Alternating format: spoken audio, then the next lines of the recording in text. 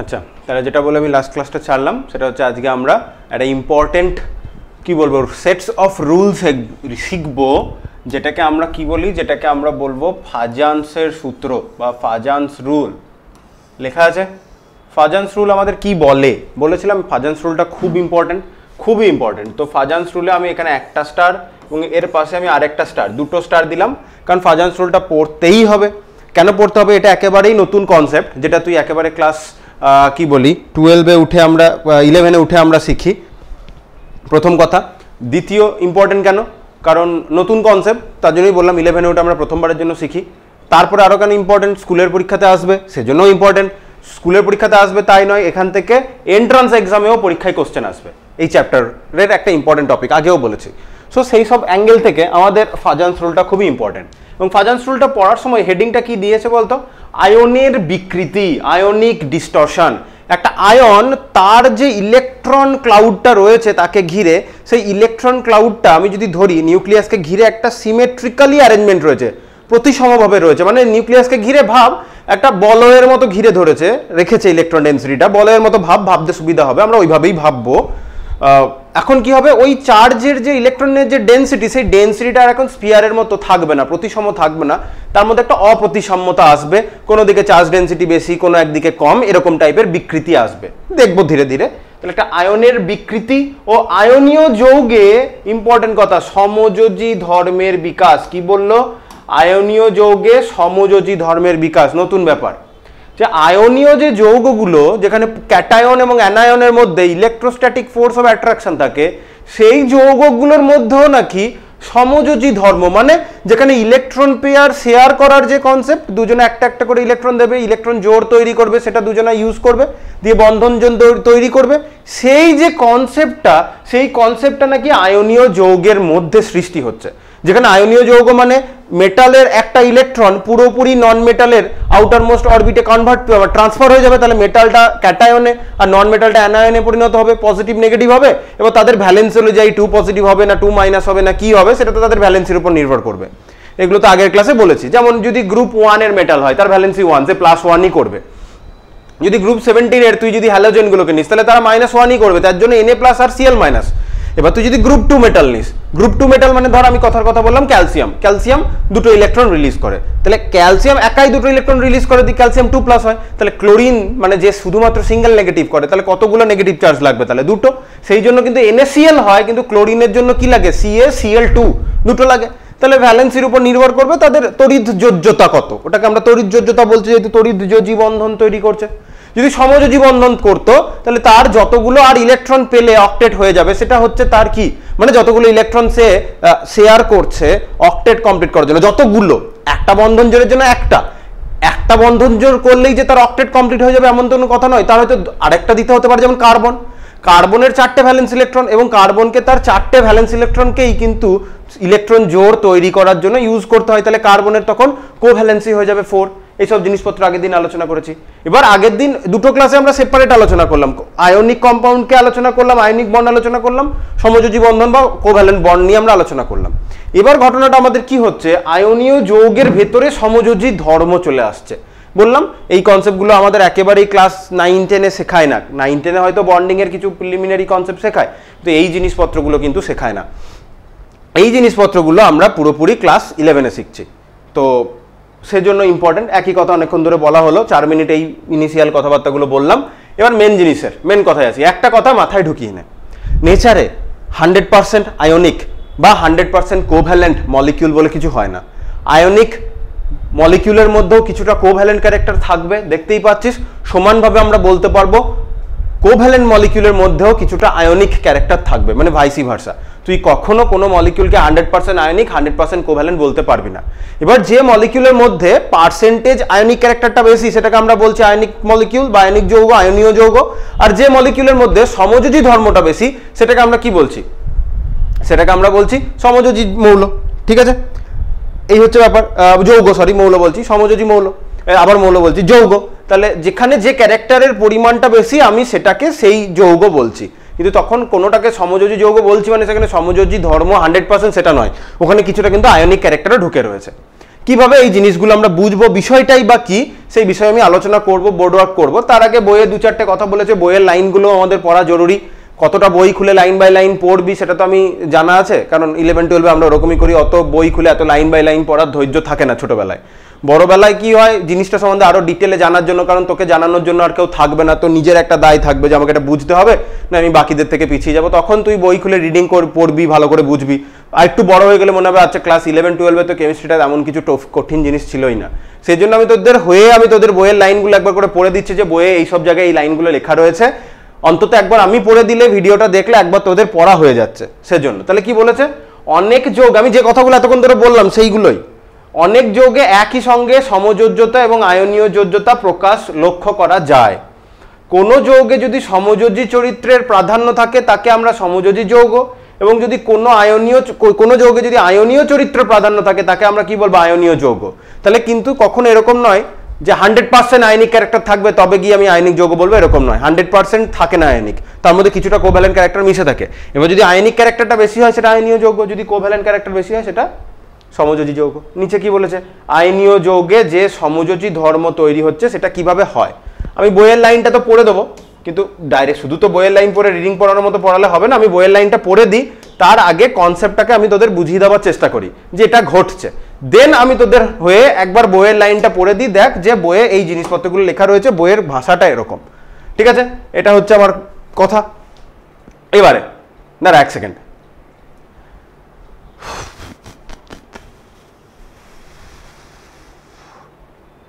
চল তাহলে দেখ বিষয়টা কি হয়। ধর আয়নীয় যৌগের কথা বলছি। আয়নীয় যৌগ মানে ধর একটা ক্যাটায়ন নিলাম, ক্যাটায়ন আমি NaClটা দিই, NaCl ছাড়, ক্যাটায়নে আমি যে কোনো একটা ক্যাটায়ন নিলাম। ধর ক্যাটায়নটা হচ্ছে আমার A+, আর অ্যানায়নটা হচ্ছে আমার X-, এই হচ্ছে ব্যাপার। তাহলে A+ আর X- মিলে ধর তোর কোনো একটা আয়নীয় যৌগ তৈরি করে রেখেছে। কে? A+ আর X- মিলে তোর একটা আয়নীয় যৌগ তৈরি করে রেখেছে। এবার A+ হচ্ছে ক্যাটায়ন, এদের দুজনে যদি সেম পিরিয়ডের মধ্যে যদি ধরিস তাহলে কি হয়, সাধারণত ক্যাটায়নের সাইজটা একটু ছোট হয়। যাই হোক, আমি একটা ক্যাটায়ন ড্র করছি মোটামুটি তোদের বোঝার জন্য, অত জটিলতা না করে ক্যাটায়ন। ঠিক আছে, এটা ক্যাটায়নটা, এই হচ্ছে ক্যাটায়ন, এটা ধর ক্যাটায়নটা। হ্যাঁ, আর তার পাশে কে রয়েছে, নেগেটিভলি চার্জ আয়নটা রয়েছে। নেগেটিভলি চার্জ আয়নটাকে ধর পাশে ড্র করলাম, দুটোরই মোটামুটি কম্পেয়ারেবল রেডিয়াস ধরে আমি চলছি। ঠিক আছে, এটা ধর অ্যানায়ন। এবার এখানে কি হবে, ক্যাটায়ন। তো ক্যাটায়ন মানে হচ্ছে ক্যাটায়নের কি আছে, ক্যাটায়নের আছে পজিটিভ চার্জ। ক্যাটায়নের কি আছে, ক্যাটায়নের আছে পজিটিভ চার্জ, রাইট। ক্যাটায়নের যদি পজিটিভ চার্জ থাকে, সেই তাহলে আশেপাশে ক্যাটায়নের আশেপাশে ইলেকট্রন ডেনসিটি আছে মানছি, কিন্তু ক্যাটায়নের ওভারঅল কি, ক্যাটায়নটা ওভারঅল পজিটিভলি চার্জড। তাহলে এই পজিটিভলি চার্জ ক্যাটায়নটা এখন কি করে, পজিটিভলি চার্জ ক্যাটায়নটা এখন অ্যানায়ন মানে যার কাছে এক্সট্রা ইলেকট্রন ডেনসিটি আছে। আমি একটু ছোট করে দিলাম, অ্যানায়ন মানে কি, যার কাছে এক্সট্রা ইলেকট্রন ডেনসিটি আছে, যে এক্সট্রা ইলেকট্রন ডেনসিটি ডোনেট করে দিতে চাইছে, তবেই তো X- লিখেছি, তার মানে ওর কাছে এক্সট্রা ইলেকট্রন ডেনসিটি আছে। তাহলে ক্যাটায়নটা এখন কি করে, অ্যানায়নের যে এক্সট্রা ইলেকট্রন ডেনসিটি আছে সেই এক্সট্রা ইলেকট্রন ডেনসিটিটাকে একটু নিজের দিকে অ্যাট্রাক্ট করতে শুরু করে। এটা হয়, এটা কোন সিচুয়েশন অবশ্যই সেটা বলতে হবে। আমি যখন আয়নীয় যৌগ নিয়েছি তার সলিড স্টেটে সে তার পার্টিকুলার ক্রিস্টাল পজিশনগুলোতে, মানে ক্রিস্টাল ল্যাটিস তৈরি করেছে, তার ল্যাটিস পয়েন্টগুলোতে পার্টিকুলার জায়গায় বসে রয়েছে এবং একটা সাম্যাবস্থায় আছে, মানে একটা স্টেবল মলিকিউল বা স্টেবল ক্রিস্টাল ল্যাটিস বানিয়েছে। ক্রিস্টাল ল্যাটিস কি জিনিস, আয়নীয় যৌগ বলতে গিয়ে অল্প করে বলেছি। তাহলে সে আয়নীয় ওই ক্রিস্টাল ল্যাটিসে একটা সাম্যাবস্থায় আছে। এই সিচুয়েশনে ক্যাটায়নের যে পজিটিভ, যে কি বলবো, তার আশেপাশে যে তড়িৎ ক্ষেত্রটা তৈরি হয়েছে, সেই পজিটিভ তড়িৎ ক্ষেত্রটা অ্যানায়নের যে এক্সট্রা নেগেটিভ চার্জ, অ্যানায়নের আশেপাশে নেগেটিভলি চার্জড সিচুয়েশন, সেই নেগেটিভ চার্জ মানে ইলেকট্রন ডেনসিটিটা। এখন আর ইলেকট্রন এরকম একটা দুটো পার্টিকেলের মতো ভাববো না, আমরা কি ভাববো, electron is a density. So অ্যানায়নের যে এক্সট্রা ইলেকট্রন ডেনসিটি, সেই এক্সট্রা ইলেকট্রন ডেনসিটিটাকে ক্যাটায়ন এখন নিজের দিকে একটু টানতে শুরু করে। ঠিক আছে, এই জিনিসটাকে আমি একটু সাইডে নিই, দাঁড়া, দেখতে পাওয়া যাবে, এত দূর অবধি দেখতে পাওয়া যাচ্ছে। ঠিক আছে, দেখতে পাওয়া যাচ্ছে।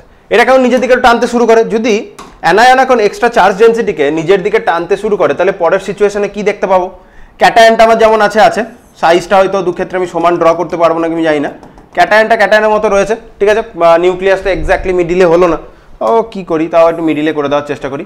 তাহলে নিউক্লিয়াস, এখানেও নিউক্লিয়াসটা একটু মিডিলে কানা টেনে নেওয়ার চেষ্টা করি, মোটামুটি মিডিলে হলো। বেশ, ও সার্চে মেরে ফেলেছি টি দিয়ে, হ্যাঁ তাহলে হলো। এবার ক্যাটায়নটা কি করবে, ক্যাটায়নটা করবেটা কি, অ্যানায়নটার চার্জ ডেন্সিটিটাকে একটু নিজের দিকে, অ্যানায়নের চার্জ ডেন্সিটিটাকে একটু নিজের দিকে টানতে শুরু করবে। যেই অ্যানায়নের চার্জ ডেন্সিটিটাকে একটু নিজের দিকে টানতে শুরু করবে, অ্যানায়নের আগে এই যে ইলেকট্রন ডেন্সিটিটা ধরে নে, অ্যানায়নের নিউক্লিয়াসের আশেপাশে সিমেট্রিক্যালি ডিস্ট্রিবিউটেড ছিল চার্জ ডেন্সিটিটা, এখন অ্যানায়নের যে চার্জ ডেন্সিটিটা, সেই চার্জ ডেন্সিটিতে এখন কি হবে, একটা ডিস্টরশন আসতে শুরু করবে, ঠিক আছে, একটা ডিস্টরশন আসতে শুরু করবে, এই হচ্ছে ব্যাপার। তাহলে চার্জ ডেন্সিটিটা একটু ওর দিকে সরে এলো। আমি জিনিসটাকে একটু ভালো করে ড্র করি, গোল মতো হয়নি, ভালো করে একটু ড্র করার চেষ্টা করি, বিষয়টা আশা করি বুঝতে পারছিস। এই যে অ্যানায়নের যে চার্জ ডেন্সিটিটা, এক্সট্রা ইলেকট্রন ডেন্সিটি, এখন ক্যাটায়ন নিজের দিকে, ক্যাটায়ন একটু নিজের দিকে এটাকে টানতে শুরু করছে, ঠিক আছে, এই চার্জ ডেন্সিটিটা একটু ক্যাটায়নের দিকে মুভ করেছে, এই জিনিসটাই বলতে চাইছে, ঠিক আছে। তাহলে অ্যানায়নের চার্জ ডেন্সিটিটা একটু ক্যাটায়নের দিকে মুভ করলো। এই সিচুয়েশনটা যদি আরো চলতে থাকে, এটা একটা অন্তর্বর্তী সিচুয়েশন তুই ভাবলি, এই জিনিসটা যদি আরো চলতে থাকে, এরকম চলতে চলতে একটা টাইমে কি হবে, অ্যানায়নের যে চার্জ ডেন্সিটিটা সেটা পুরোপুরি ক্যাটায়নের সাথে ওভারল্যাপ হয়ে যাবে। দ্যাট মিনস অ্যানায়নের এক্সট্রা ইলেকট্রন ডেন্সিটি টানছে, মানে কি, অ্যানায়নটার ভ্যালেন্স সেল মানে আউটার মোস্ট সেলে বা আউটার মোস্ট সেলেই যে ইলেকট্রন ডেন্সিটিটা আছে, সেই ইলেকট্রন ডেন্সিটিটাকে নিজের ভ্যালেন্স সেলের দিকে টানছে। তাহলে একটা টাইমে কি হবে, ক্যাটায়নের ভ্যালেন্স সেলের সাথে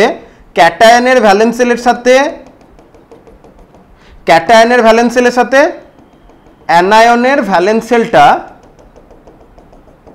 ওভারল্যাপড হয়ে যাবে, ঠিক আছে। তাহলে এটা এই দিকটা ক্যাটায়ন ছিল, এই দিকটা অ্যানায়ন, তো ক্যাটায়নের ভ্যালেন্স সেলের সাথে অ্যানায়নের ভ্যালেন্স সেলটার ওভারল্যাপ করে যাবে।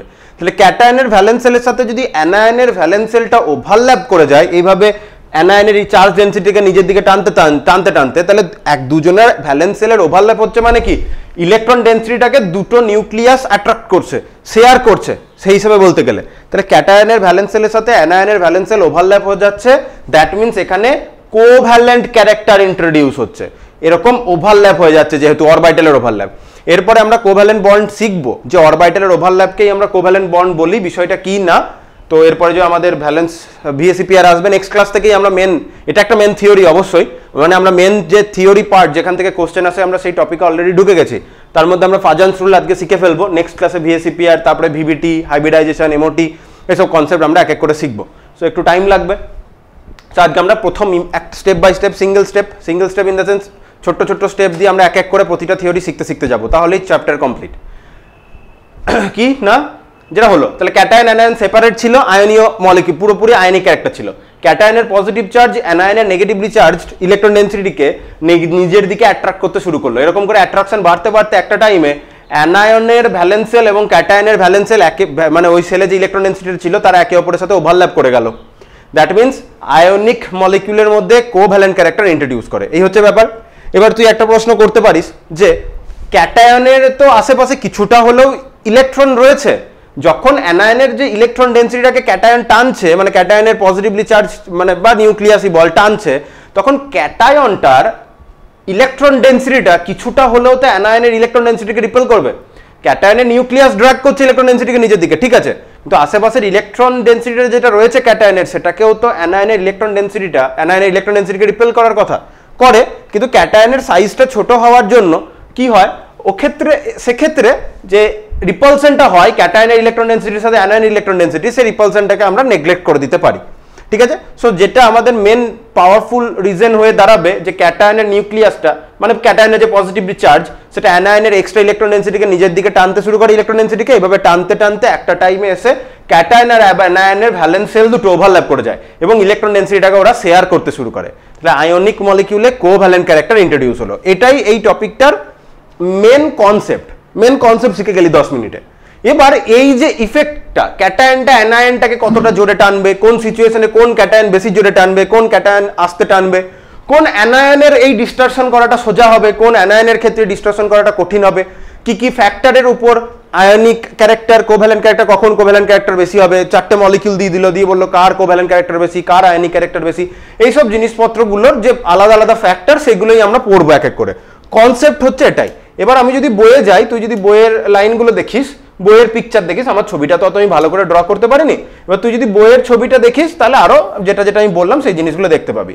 আচ্ছা, যে কথাগুলো আমি এতক্ষণ ধরে বলছিলাম সেইগুলো এখানে পয়েন্ট পয়েন্ট করে বলা রয়েছে।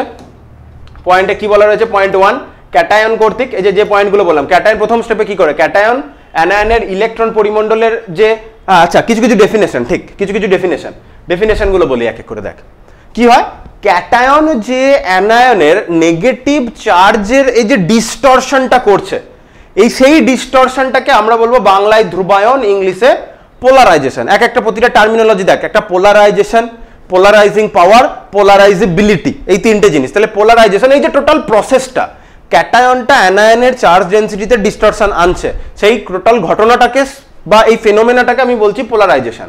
আচ্ছা, ক্যাটায়ন অ্যানায়নে নেগেটিভ চার্জকে নিজের দিকে টানে, কোনো ক্যাটায়ন বেশি জোরে টানবে, কোনো ক্যাটায়ন আস্তে টানবে, মানে ওই ইলেকট্রন ডেনসিটির ডিস্টরশনটা কেউ বেশি করবে কেউ কম করবে, কি কি ফ্যাক্টরের উপর পড়বো। তবে যে ক্ষমতা বলে নেগেটিভ চার্জটায় ডিস্টরশন আনছে সেটাকেই আমি বলবো ওই ক্যাটায়নটার পোলারাইজিং পাওয়ার। ঠিক আছে, পোলারাইজিং পাওয়ার অলওয়েজ কিন্তু ক্যাটায়নের হয়। তাহলে যে ক্ষমতা দ্বারা ক্যাটায়ন, এখানে জফলা দিতে ভুলে গেছে, অ্যানায়নের সুষম ওই যে সিমেট্রিক্যাল ইলেকট্রন ডেনসিটি, ইলেকট্রন পরিমণ্ডলে বিকৃতি ঘটায়, সেটাকে আমি বলছি কি, পোলারাইজিং পাওয়ার। আর অ্যানায়নটা কত সহজে ক্যাটায়নের প্রেজেন্সে নিজের ইলেকট্রন ডেনসিটিটাতে দিয়ে দিতে চাইছে, কত সহজে ক্যাটায়ন মানে ক্যাটায়নটার পক্ষে অ্যানায়নের কাছ থেকে ইলেকট্রন নেওয়াটা কতটা সুবিধা, মানে ঘুরিয়ে বলি, অ্যানায়ন কত সহজে ইলেকট্রন দিয়ে দিচ্ছে না অ্যানায়ন সহজে ইলেকট্রন দিয়ে দিতে চাইছে না। তাহলে অ্যানায়নের এই ক্ষমতাটাকে আমি বলবো পোলারাইজেবিলিটি। ঠিক আছে, তাহলে অ্যানায়নের সুষম ইলেকট্রন পরিমণ্ডলে বিকৃত হওয়া বা ধ্রুবায়িত হওয়ার ধর্মকে আমরা বলবো পোলারাইজেবিলিটি।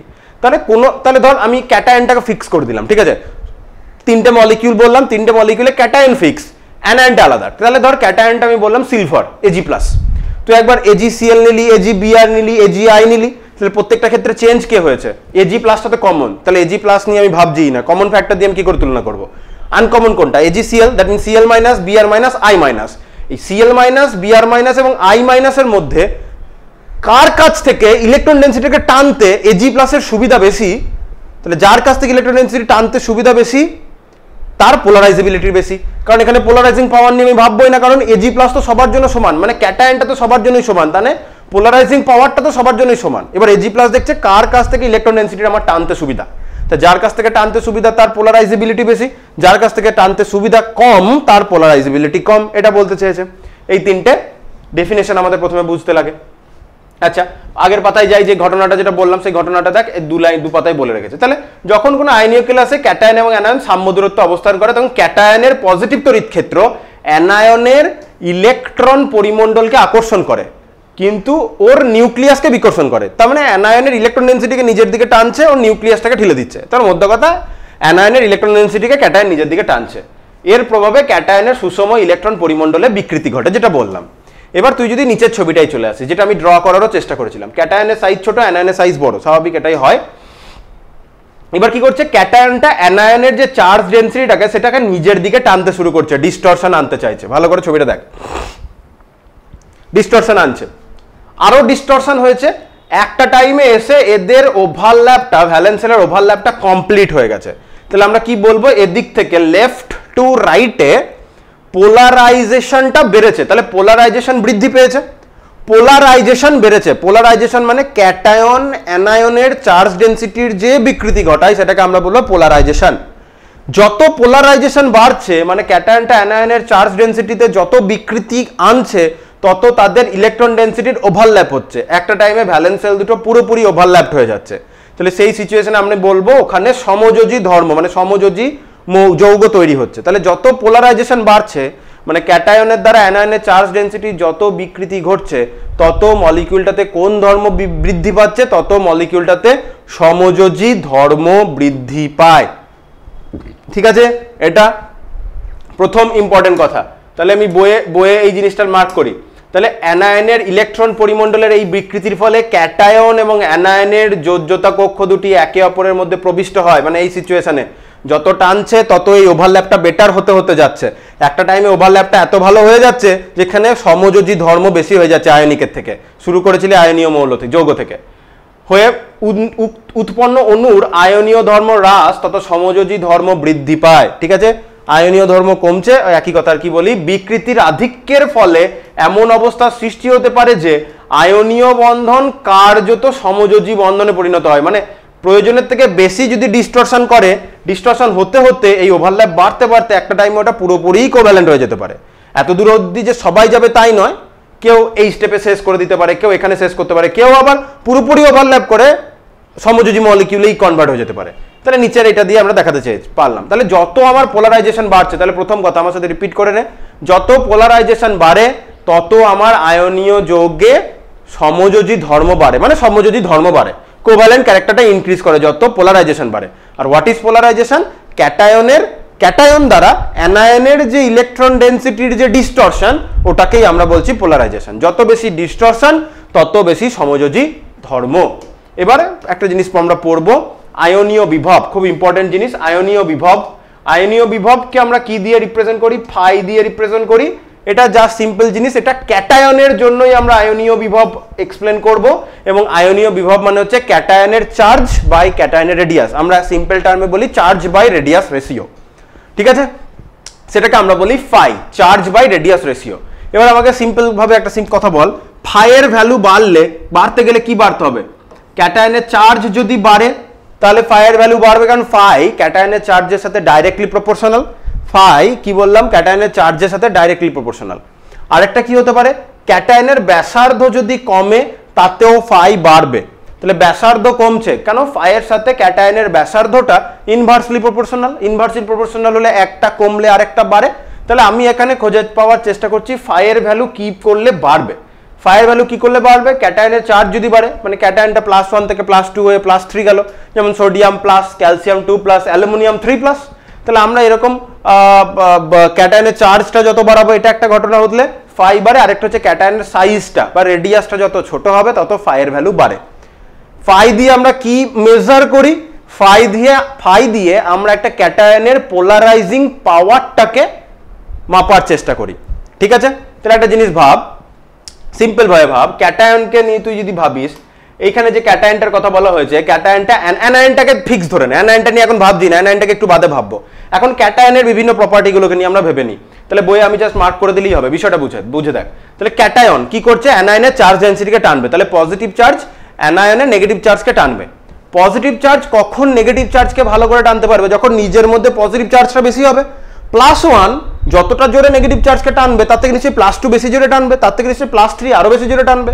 তাহলে যত বেশি ক্যাটায়নের চার্জ আমি বাড়াতে পারবো তত ক্যাটায়নের অ্যানায়নের ইলেকট্রন ডেনসিটিতে ডিস্টরশন আনার ক্ষমতাটা বাড়বে।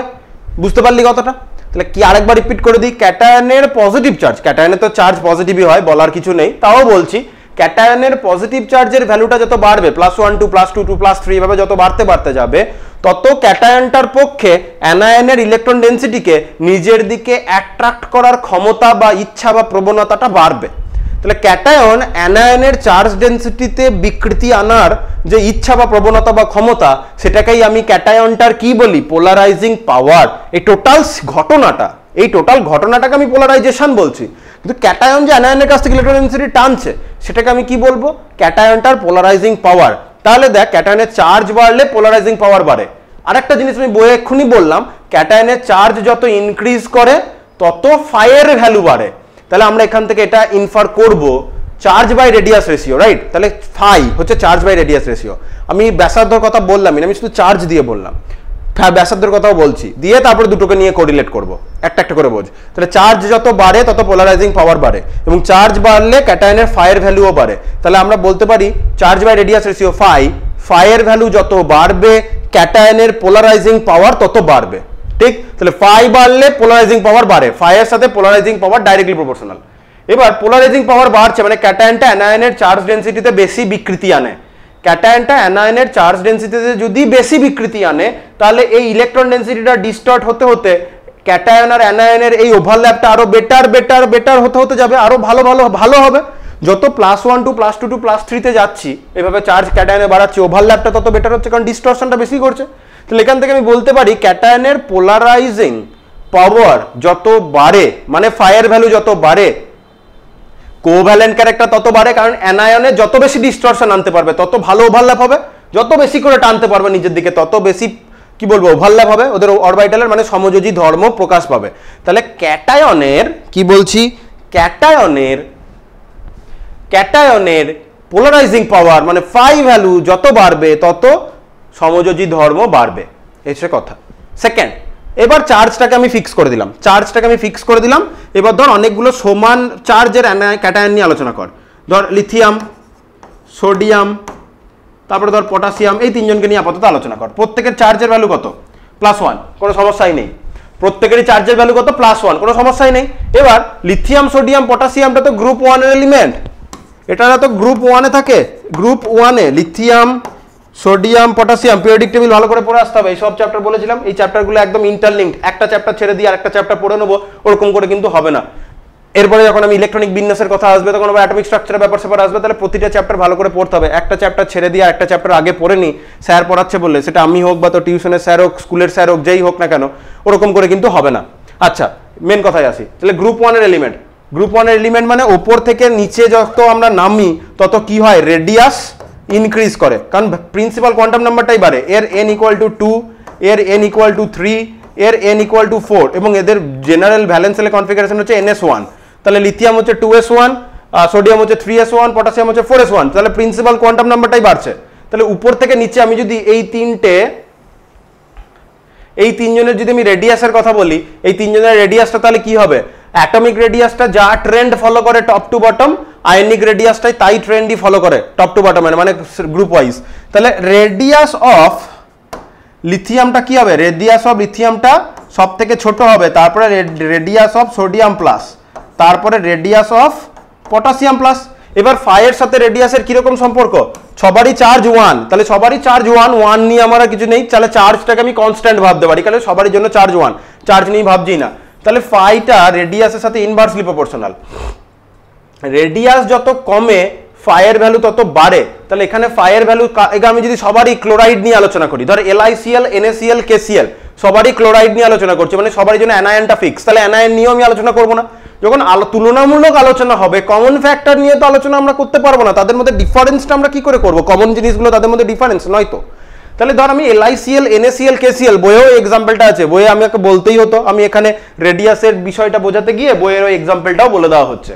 তাহলে সবারই জন্য চার্জ সমান 1, তাহলে রেডিয়াসের সাথে আমি ইনভার্সলি প্রপোর্শনাল করলাম, তাহলে রেডিয়াস যত কমবে ফাই তত বাড়বে।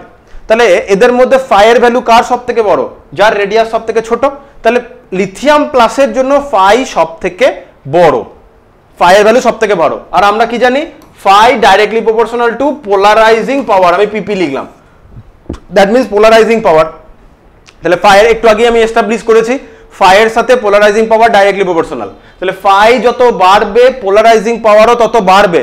আর পোলারাইজিং পাওয়ার মানে কি, ক্যাটায়নটার অ্যানায়নের ইলেকট্রন ডেনসিটিতে ডিস্টরশন আনার ক্ষমতা, যত বেশি ডিস্টরশন আনতে পারবে কোভ্যালেন্ট ক্যারেক্টার তত বেশি বাড়বে। তাই LiCl, NaCl এবং KCl কে নিয়ে যদি আলোচনা করি, সবগুলোতেই Cl মাইনাস, অ্যানায়ন নিয়ে ভাবারই দরকার নেই, সবারই +1, চার্জ নিয়েও ভাবার দরকার নেই, তাহলে কি নিয়ে ভাববো, রেডিয়াস। তাহলে লিথিয়াম, সোডিয়াম, পটাশিয়াম প্লাসের মধ্যে লিথিয়ামের রেডিয়াস সব থেকে ছোট, তাহলে লিথিয়ামের রেডিয়াস সব থেকে ছোট বলে ফাই সব থেকে বড় কার, মানে সব থেকে বেশি ফাই কার, লিথিয়াম প্লাসের। ফাই সব থেকে বেশি লিথিয়াম প্লাসের মানে তার পোলারাইজিং পাওয়ারও লিথিয়ামের সব থেকে বেশি। লিথিয়ামের পোলারাইজিং পাওয়ার সব থেকে বেশি মানে যার পোলারাইজিং পাওয়ার সব থেকে বেশি সে ডিস্টরশনও বেশি করবে, ডিস্টরশন বেশি মানে সে ওভারল্যাপ বেশি পাচ্ছে, মানে ওই পার্টিকুলার মলিকিউলটাতে কোভ্যালেন্ট ক্যারেক্টারটা হাই হবে। তাহলে LiCl, NaCl, KCl এর মধ্যে তাহলে কোভ্যালেন্ট ক্যারেক্টার বা আয়নিক ক্যারেক্টার যেভাবেই বলুক, তাহলে ট্রেন্ড বুঝে গেলি, LiCl এর সব থেকে বেশি কোভ্যালেন্ট ক্যারেক্টার, KCl এর সব থেকে কম কোভ্যালেন্ট ক্যারেক্টার, এবং এদের ইন্টারমিডিয়েটরি হচ্ছে NaCl। এবার তোকে কি বলি, ইনক্রিজিং আয়নিক ক্যারেক্টারে বলুক, ডিক্রিজিং আয়নিক ক্যারেক্টারে বলুক, বা increasing covalent character, decreasing covalent character, যেভাবে বলুক তুই বার করতে পারবি। তুই অন্তত এটা তো জেনে গেলি, সব থেকে আয়নিক KCl, সব থেকে লিস্ট আয়নিক হচ্ছে LiCl, মানে সব থেকে মোস্ট কোভ্যালেন্ট হচ্ছে LiCl। আশা করি রেডিয়াসের ব্যাপারটা বুঝতে পারলি এবং ফাইয়ের ব্যাপারটাও বুঝলি। ভিডিও তো রেকর্ড হচ্ছেই, রিপিটেশন একবার দেখে নিবি আমি কি বললাম, প্রতিটা জিনিস আমি বারবার রিপিট করে করে বলেছি, ঠিক আছে। আচ্ছা, ফাইকে আমরা কি বলি আমি সেটাই তো বলিনি, ফাইকে আমরা বলি আয়নিক পোটেনশিয়াল, মানে আয়নীয় বিভব, ঠিক আছে। ফাই হচ্ছে আয়নীয় বিভব।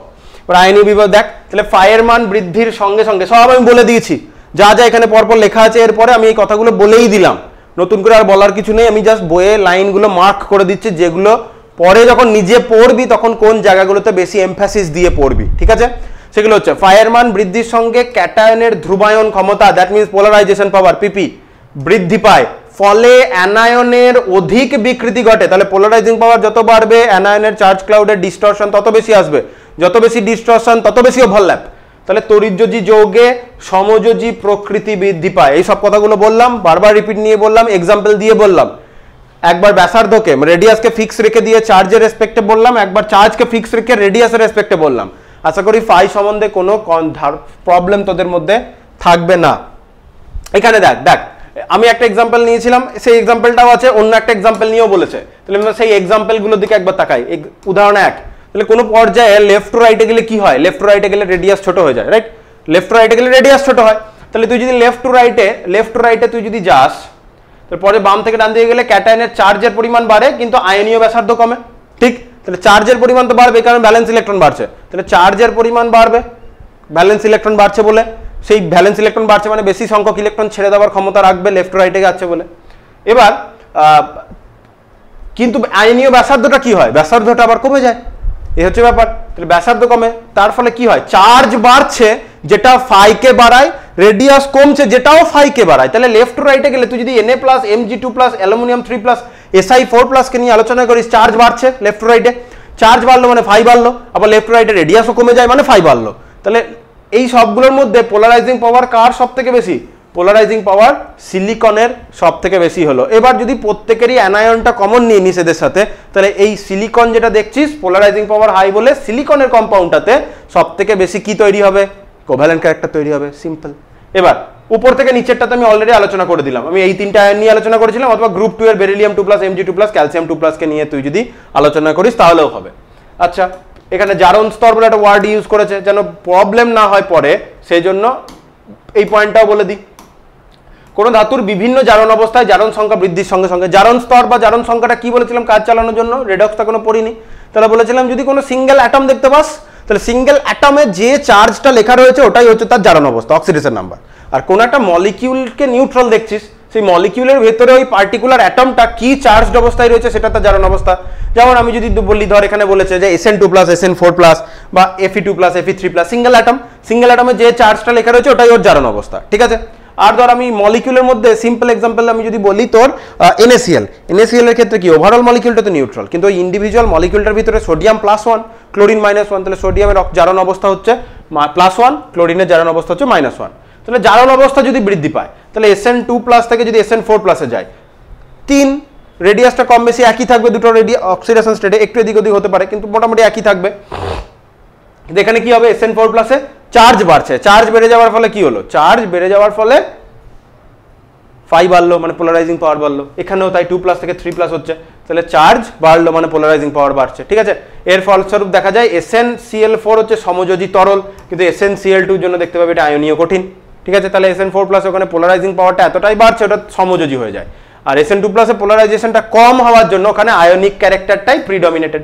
তাহলে এটা এগুলো আমরা এক্সাম্পল দেখে বুঝতে পারছি। তাহলে পোলারাইজিং পাওয়ারের ব্যাপারটা আমরা বুঝলাম। বেশ, নেক্সট দেখি। নেক্সট এই সাইডে এবার আমরা কি দেখব? ফাজান্সের যে রুলগুলো, পোলারাইজিং পাওয়ার এসব বিষয়গুলো হলো, এবার আমরা ফাজান্সের যে মেন রুলগুলো সেই রুলগুলো দেখি। সেই রুলগুলোর মধ্যে মেন প্রথম 3-4টে পয়েন্ট বলা হয়ে গেছে, বুঝতে পারছিস অলরেডি। প্রথমে আমরা কি নিয়ে আলোচনা করব? ক্যাটায়নের আকার। ক্যাটায়নের আকার, তাহলে ক্যাটায়নের আকার মানে আমি তার ব্যাসার্ধ বা রেডিয়াসের কথাই বলতে চাইছি। তাহলে একটু আগে কি পড়লাম? পোলারাইজিং পাওয়ার এই জিনিসটা পড়ে চলে এসেছি। ক্যাটায়নের আকার বা রেডিয়াস যত কমবে তাহলে আর কমছে, ফাই বাড়বে। তাহলে ফাই বাড়ছে মানে পোলারাইজিং পাওয়ার বাড়ছে, পোলারাইজিং পাওয়ার বাড়ছে মানে কোভ্যালেন্ট ক্যারেক্টার বাড়ছে। তাহলে কি দাঁড়ালো? আকার যত হ্রাস হবে, তাহলে একই আধান বিশিষ্ট ক্যাটায়নের আকার যত হ্রাস পায় ফাইয়ের মান তত বৃদ্ধি পায়, ঠিক আছে? উল্টো যেহেতু সম্পর্ক, ফাইয়ের মান যত বৃদ্ধি পায় তত অ্যানায়নে বিকৃতিটা বৃদ্ধি পাবে, স্বাভাবিক সমযোজী চরিত্র বৃদ্ধি পাবে। তাহলে ক্যাটায়নের আকার যত ছোট রাখতে পারবো তত আমার কোভ্যালেন্ট ক্যারেক্টার বেশি, ঠিক আছে? তাহলে এখানে তুই যদি দেখিস অনেকগুলো ক্যাটায়ন দিয়েছে, যে ক্যাটায়নগুলোতে অ্যানায়নটা সেম দিয়ে দিয়েছে, ঠিক আছে? অ্যানায়নটাকে নিয়ে তাহলে তোকে কিছু ভাবতে হবে না, কারণ অ্যানায়নটা কমন জিনিস নিয়ে আমরা কি ভাববো? তুই তারপরে দেখলি শুধুমাত্র ক্যাটায়নগুলোর চার্জ দেখ, BA, SR, CA, Mg, BE সবারই চার্জ তুই 2+ দেখছিস। এবার রেডিয়াসটাকে নিয়ে ভাবলেই হবে। এবার কার রেডিয়াস ছোট কার রেডিয়াস বড় কি করে বুঝবো? স্যার পিরিয়ডিক টেবিলে তো শিখিয়ে আসা হয়েছে, কি বলি অ্যাটমিক রেডাই, আয়নিক রেডাই সম্বন্ধে আলোচনা করা হয়েছে, সেটা পড়লেই বুঝতে পারবি। এবার আমরা এখনো পর্যন্ত বারবার পোলারাইজিং পাওয়ার নিয়ে আলোচনা করেছি। অ্যানায়নের পোলারাইজিবিলিটি এই বিষয়টাকে নিয়ে খুব একটা ডিটেলে আলোচনা করিনি, পোলারাইজিং পাওয়ার নিয়েই বেশিক্ষণ ধরে আলোচনা করা হলো। এবার অ্যানায়নের পোলারাইজিবিলিটি বিষয়টা কি? বিষয়টা হচ্ছে অ্যানায়নটার কাছ থেকে কত সহজে ইলেকট্রন ডেন্সিটি নেওয়া যায়। কি করে বুঝবো কোন অ্যানায়নটা থেকে সহজ ইলেকট্রন ডেন্সিটি নেবো, কোনটা কাছ থেকে সহজ ইলেকট্রন ডেন্সিটি নিতে পারবো না? সাইজ। অ্যানায়নটা যদি সাইজ বড় হয়, অ্যানায়নটা সাইজ বড় মানে কি? সাইজ বড় মানে কি? রেডিয়াস বেশি। রেডিয়াস বেশি, রেডিয়াসের ডেফিনেশনটা আবার কি? নিউক্লিয়াস থেকে আউটার মোস্ট অরবিটের যে ডিস্টেন্সটা, ঠিক আছে, আউটার মোস্ট সেলের যে ডিস্টেন্স, আউটার মোস্ট সেলের ডিস্টেন্স মানে কি? ভ্যালেন্স সেলের ডিস্টেন্স। তাহলে অ্যাটমের সাইজ বাড়ছে বা আয়নটার অ্যানায়নের সাইজ বাড়ছে মানে কি? নিউক্লিয়াস থেকে ভ্যালেন্স সেলের ডিস্টেন্স বাড়ছে। নিউক্লিয়াস থেকে যদি এখন ভ্যালেন্স সেলের ডিস্টেন্স বাড়ে, ইনার সেলগুলোর স্ক্রিনিং ইফেক্ট এবং নিউক্লিয়াস থেকে ডিস্টেন্স বাড়া দুটোর জন্যই আউটার মোস্ট অরবিটের বা ভ্যালেন্সের ইলেকট্রনটা নিউক্লিয়াসের সাথে কম আকর্ষণ বল অনুভব করবে। ওই ইলেকট্রনটা যদি কম আকর্ষণ বল অনুভব করে, তাহলে ওই ইলেকট্রনটাকে বাইরের কোনো ইনফ্লুয়েন্স মানে পজিটিভ চার্জ এসে ওই ইলেকট্রনটাতে ডিস্টরশন আনা বা ওই ইলেকট্রন ডেন্সিটিতে ডিস্টরশন আনাটা অনেক বেশি সুবিধার হবে। আশা করি বুঝতে পারছিস। তাহলে নিউক্লিয়াসের অ্যাটমের সাইজ বাড়ছে মানে নিউক্লিয়াস থেকে ভ্যালেন্স সেলের দূরত্ব বাড়ছে। তাহলে আয়নের সাইজ বাড়ছে মানে ওই পার্টিকুলার অ্যানায়নটার ক্ষেত্রে যেহেতু অ্যানায়ন নিয়ে আলোচনা করছি, তাহলে ওই পার্টিকুলার অ্যানায়নটার নিউক্লিয়াস থেকে ভ্যালেন্স সেলের ডিস্টেন্সটা বাড়ছে। তো নিউক্লিয়াস থেকে ভ্যালেন্স সেলের ডিস্টেন্স বাড়লে নিউক্লিয়াসের সাথে আউটার মোস্ট অরবিটের ইলেকট্রনের যে অ্যাট্রাকশন ফোর্স সেটা কমছে। তাহলে আউটার মোস্ট সেলে ইলেকট্রনের যদি অ্যাট্রাকশন ফোর্সটা কমে যায়, তাহলে পজিটিভ চার্জ এসে ওই ইলেকট্রনটার উপর ডিস্টরশন করা অনেক বেশি সুবিধা, কারণ ওই ইলেকট্রনটাকে নিজের জায়গায় ধরে রেখেছে নিউক্লিয়াস যদি এখন আস্তে করে ধরে রাখে, তাহলে বাইরের ইনফ্লুয়েন্স আছে তাকে ডিস্টরশন করাটা অনেক বেশি সুবিধা। তাহলে কোভ্যালেন্ট ক্যারেক্টার বাড়াতে হবে। কোভ্যালেন্ট ক্যারেক্টার বাড়ানো মানে অ্যানায়নের ডিস্টরশন বেশি করা। তাহলে অ্যানায়নের ডিস্টরশন কখন বেশি হবে? অ্যানায়নের সাইজ যদি বড় হয়, এবং সেটাই বলেছে।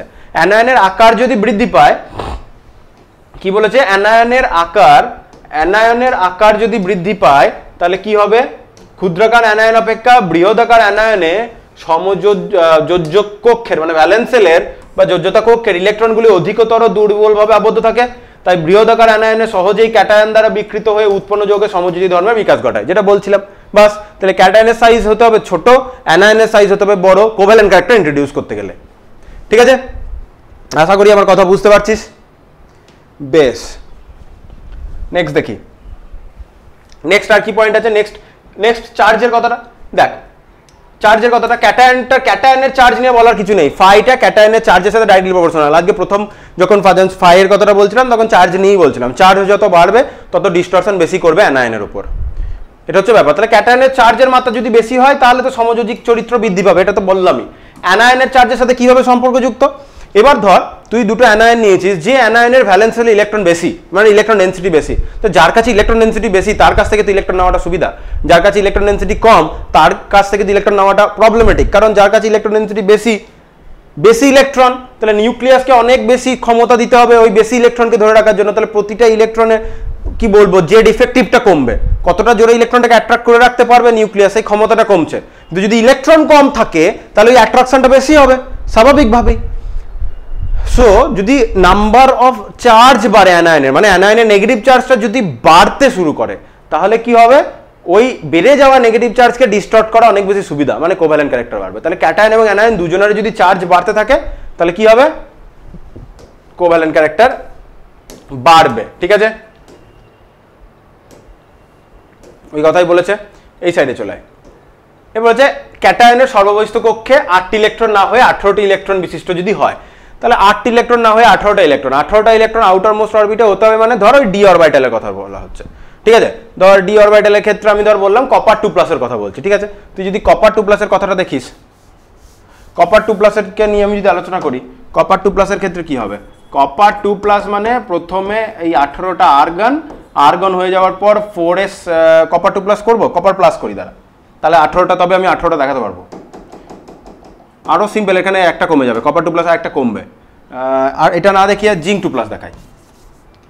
জিঙ্ক 2+, কপার সিঙ্গেল প্লাস দেখাতে হতো। জিঙ্ক 2+ যদি দেখায়, জিঙ্ক 2+ ইলেকট্রনিক কনফিগারেশন কি? প্রথম 18টা হচ্ছে আর্গন, তারপরে 4s2 3d10, 4s2 থেকে দুটো ইলেকট্রন বেরিয়েছে মানে 3d10। এবার এটাকে যদি আমি ভেঙে লিখি তাহলে কি লিখবো? 1s2 2s2 2p6, তারপরে ভ্যালেন্স সেলে কে? 3s2 3p6 তো ছিলই, 4s2 থেকে দুটো ইলেকট্রন বেরিয়েছে মানে এখানে 3d10। তাহলে এখানে কতগুলো ইলেকট্রন আছে টোটালে? 18টা, এটাই বলতে চাইছে ওখানে কথাটা, যে যদি আধান ও ব্যাসার্ধ সমান হলেও যোজ্যতা কক্ষে 18টি ইলেকট্রন বিশিষ্ট ক্যাটায়ন, তাই যে জিঙ্ক 2+, জিঙ্ক 2+ এর 4s2 থেকে 2টি ইলেকট্রন বেরিয়ে গেলে আউটার মোস্ট শেল কোনটা? 3 তে 3s 3p 3d তিনটেই আছে, তাহলে টোটাল ইলেকট্রন হচ্ছে 18টা, তাহলে ওই সিচুয়েশনে 18টা আছে ক্যাটায়নে। যোজ্যতা কক্ষে কারোর যদি 8টা ইলেকট্রন বিশিষ্ট অপেক্ষা অধিক মাত্রায় অ্যানায়নের বিকৃতি ঘটায়, যেমন 8টা ইলেকট্রন হিসেবে আমি যদি বলি 8টা ইলেকট্রন কার জন্য বলতে পারি, ধর আমি বললাম পটাশিয়ামের জন্য যদি বলি K+, বা ক্যালসিয়াম 2+ এর জন্য আমি যদি বলি ক্যালসিয়াম 2+ মানে কি? ক্যালসিয়াম 2+ মানে হচ্ছে 1s2 2s2, ওটা তো গেলই 1s2 2s2 2p6, 10টা ওখানে বেরিয়ে গেল, তারপরে 3s2 3p6 4s2, তাহলে ক্যালসিয়াম 2+ এ কি হয়?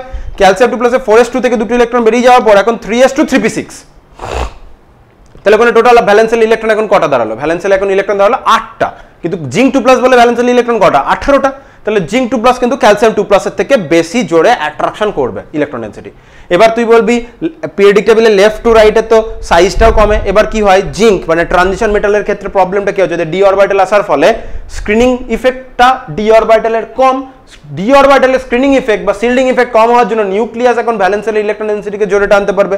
তাই ক্যালসিয়াম 2+, জিঙ্ক 2+ এর ক্ষেত্রে তুই মোটামুটি চার্জটা তো সমান 2+ দেখতেই পাচ্ছিস, রেডিয়াসটাও তুই মোটামুটি কম্পেয়ারেবল, এক্স্যাক্টলি সমান হবে না, কম্পেয়ারেবল বলতে পারবি, ঠিক আছে? সো যোজ্যতা কক্ষে 18টি ইলেকট্রন বিশিষ্ট ক্যাটায়নের ক্ষেত্রে ডি উপকক্ষের ইলেকট্রনগুলির আবরণী ক্ষমতা কম হয়, ফলে ক্যাটায়নের নিউক্লিয়াস দ্বারা অ্যানায়নের যোজ্যতা কক্ষের ইলেকট্রনগুলি অধিকতর তীব্রভাবে আকর্ষিত হয়, আর তীব্রভাবে আকর্ষিত হচ্ছে মানে ডিস্টরশন বেশি হচ্ছে, কোভ্যালেন্ট ক্যারেক্টার বাড়ছে, এই হচ্ছে ব্যাপার। তাহলে আমরা ক্যাটায়নের সাইজ, অ্যানায়নের সাইজ, ক্যাটায়ন অ্যানায়নের চার্জ এবং ভ্যালেন্সিয়াল ইলেকট্রনিক কনফিগারেশন, এই কটা জিনিস নিয়ে আলোচনা করলে বা কোনো মলিকিউল বা কিছু দিলে এই কটা জিনিস নিয়ে তুই যদি আলোচনা করিস তাহলেই তুই অ্যান্সার করে ফেলবি। এবার পোলারাইজেশনের কিছু ইফেক্ট আছে, সেই জিনিসগুলো পড়তে হবে, এগুলো পরীক্ষাতে কিন্তু ভালো কোশ্চেন হতে পারে। এখানে যতগুলো আছে 4.3.11 এর আন্ডারে যতগুলো জিনিস আছে আমাদের কিন্তু একটু ভালো করে পড়তে হবে, না হয় কিন্তু প্রবলেম হবে, কারণ এখান থেকে বেশ ভালো ভালো কোশ্চেন পরীক্ষাতে পড়ে। প্রথমে দ্রাব্যতার উপর প্রভাব বলতে কি আগের দিন একটা কথা বলেছিলাম, আয়নিক কম্পাউন্ডগুলো আয়নিক সলভেন্টে, মানে আয়নিক মলিকিউলগুলো হচ্ছে মানে পোলার, ক্যাটায়ন অ্যানায়ন যদি সেপারেটেড থাকে, পোলার মলিকিউল পোলার সলভেন্টে ডিজলভ হবে, আর সমযোজী যৌগ বা সমযোজী বা কোভ্যালেন্ট মলিকিউল মানে নন পোলারগুলো ডিজলভ কোথায় হবে? নন পোলার সলভেন্টে। এবার দ্রাব্যতার ক্ষেত্রে কিরকম কোশ্চেন দেয়, তাহলে ধ্রুবীয় দ্রাবকে তড়িৎযোজী যৌগ, তাহলে পোলার সলভেন্টে পোলার মলিকিউল দ্রাব্য হয় এবং সমযোজী যৌগের তুলনায় বেশি হবে, তাহলে ধ্রুবীয় দ্রাবকে তড়িৎযোজী যৌগের দ্রাব্যতা সমযোজী যৌগের তুলনায় বেশি। আবার অধ্রুবীয় দ্রাবক যদি নিই, মানে নন পোলার যদি সলভেন্ট নিই, সেখানে নন পোলার মলিকিউল মানে সমযোজী যৌগগুলো বেশি দ্রাব্য হবে তড়িৎযোজী যৌগের তুলনায়। এ তো বললাম, এই কথাটা আগের দিনে হয়েছে, যে লাইক ডিজলভ লাইক কথাটা বলছিলাম। তাহলে পোলার সলভেন্টে পোলার মলিকিউল, নন পোলার সলভেন্টে নন পোলার মলিকিউল ডিজলভ হয়। এবার আমি যদি মলিকিউলটা পোলার ক্যারেক্টার বেশি না কোভ্যালেন্ট ক্যারেক্টার বেশি, এটা যদি আমরা বার করে ফেলতে পারি ফাজান্স রুল লাগিয়ে, তাহলেই আমি বুঝতে পেরে যাব কে কোন সলভেন্টে ডিজলভ হবে। তাহলে প্রথমে এই যে এক্সাম্পলগুলো দিয়েছে, এক্সাম্পল 1 সিলভারের বিভিন্ন হ্যালাইড দিয়েছে, সিলভার Ag+টা কমন দিয়ে, ধর Ag+ কমন দিয়ে তোকে বলেছে এই যে AgI, AgBr, AgCl, AgF এই 4টে মলিকিউলের দ্রাব্যতাটা কিরকম হবে। তাহলে আমরা কি জানবো? Ag+ কমন ক্যাটায়ন নিয়ে আমার ভাবার কিছু নেই, তফাৎটা কোথায়? একজনের AgI মানে I-, Br-, Cl-, F-, এই 4টে অ্যানায়ন আলাদা। তাহলে এই অ্যানায়নগুলো যদি কথা বলি, সাইজে কে বড়? FCl BrI group 17 A top to bottom. তাহলে ফ্লুরিন টু আয়োডিনের সাইজ বাড়ে, তাহলে সব থেকে বড় সাইজে কে? I-, আর একটু আগে কি দেখলাম, যার যে অ্যানায়নের সাইজ যত বড় হবে তত সেই অ্যানায়নের ডিস্টরশন করা সুবিধা, ডিস্টরশন করা তাতে সুবিধা মানে কোভ্যালেন্ট ক্যারেক্টার বাড়বে, তাহলে ডিস্টরশন করা সুবিধা মানে পোলারাইজেবিলিটিটা বেশি। তাহলে সেই জন্যই লিখেছে ধ্রুবায়িত হওয়ার যে প্রবণতা, মানে পোলারাইজেবিলিটিটা কার বেশি? আয়োডিনের বেশি, তারপরে Br, তারপর Cl, তারপর F, জানিস, কারণ অ্যানায়নের আকার বৃদ্ধির সঙ্গে সঙ্গে ধ্রুবায়িত হওয়ার প্রবণতা বাড়ে, ধ্রুবায়িত হওয়ার প্রবণতা মানে তার মধ্যে ডিস্টরশন আনাটা কতটা সুবিধা। এবার তুই যদি সিলভার হ্যালাইডগুলো নিয়ে আলোচনা করিস, তাহলে ডিস্টরশন আনা এখানে সুবিধা, তাহলে সমযোজী বন্ধনটা কার সব থেকে বেশি? AgI, তারপরে Br, তারপরে Cl, তারপরে F, এটাই আমরা জানি। এবার তাহলে এই যৌগগুলোর তাহলে আয়নীয় প্রকৃতির ক্রম কি হবে? উল্টোটা হবে।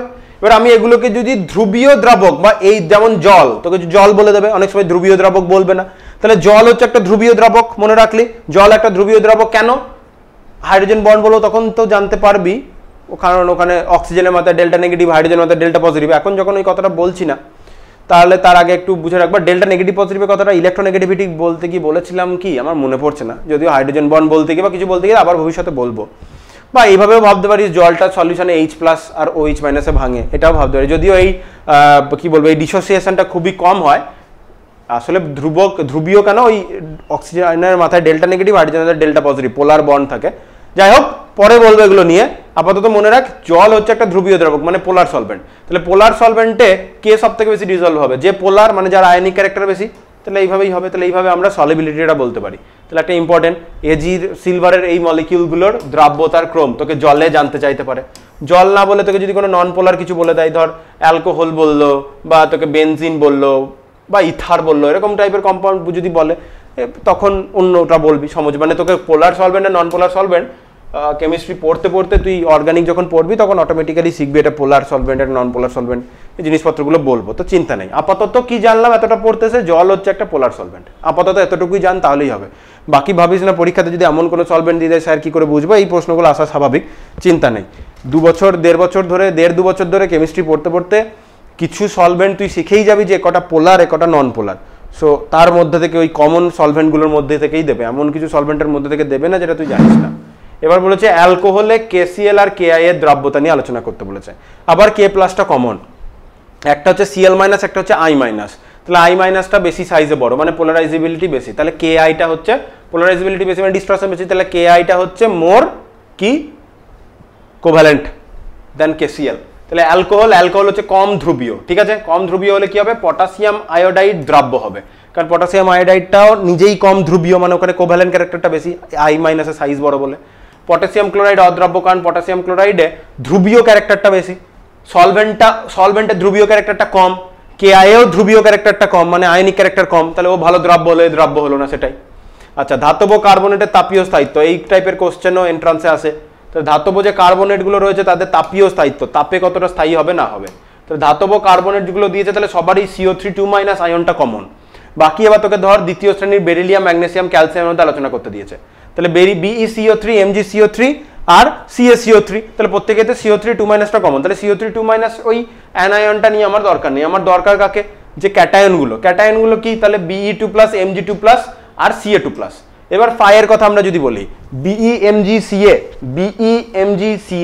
এটা কোথায়, গ্রুপ 2 এলিমেন্ট, ঠিক আছে, গ্রুপ 2 এলিমেন্ট। তাহলে গ্রুপ 2 এলিমেন্টে উপর থেকে নিচে Be2+, Mg2+, Ca2+, উপর থেকে নিচে কি হয়, রেডিয়াস বাড়ে। ক্যালসিয়াম 2+ এর রেডিয়াস সব থেকে যদি বড় হয় তাহলে তার ফাই সব থেকে কম হবে। Be2+ এর রেডিয়াস যদি সব থেকে কম হয় তাহলে তার ফাই সব থেকে বেশি হবে, তাহলে ফাইয়ের ক্রম। এটা একটু আগেই শেখানো হলো, লিথিয়াম সোডিয়াম পটাশিয়াম প্লাস দিয়ে এখানটাই শেখালাম, লিথিয়াম সোডিয়াম পটাশিয়াম দিয়ে এই জিনিসটা এখানে শেখালাম, ওটা গ্রুপ 1 দিয়ে শিখিয়েছি। বইয়ের এক্সাম্পলটাতে গ্রুপ 2 এলিমেন্ট দিয়েছে, সিম্পল। চল বেশ, তাই যদি হয় তাহলে তাদের এদের মধ্যে আয়নীয় ক্যারেক্টারটা কিরকম হবে, এই ট্রেন্ডটাই হবে, কারণ যেখানে ফাই বেশি সেখানে কোভ্যালেন্ট ক্যারেক্টার বেশি। তাহলে কোভ্যালেন্ট ক্যারেক্টার যদি এখানে বেশি হয় তাহলে আয়নীয় ক্যারেক্টারের ট্রেন্ডটা এরকম হবে। আর আয়নীয় প্রকৃতির বৃদ্ধির সঙ্গে সঙ্গে তাপীয় স্থায়িত্বটা বাড়ে, কারণ আয়নীয় যৌগগুলো বন্ডটা বেশি স্ট্রঙ্গার। বন্ড যদি বেশি স্ট্রঙ্গার হয়, তাপীয় স্থায়িত্ব মানে বেশি হিট লাগবে ওদেরকে ব্রেক করতে।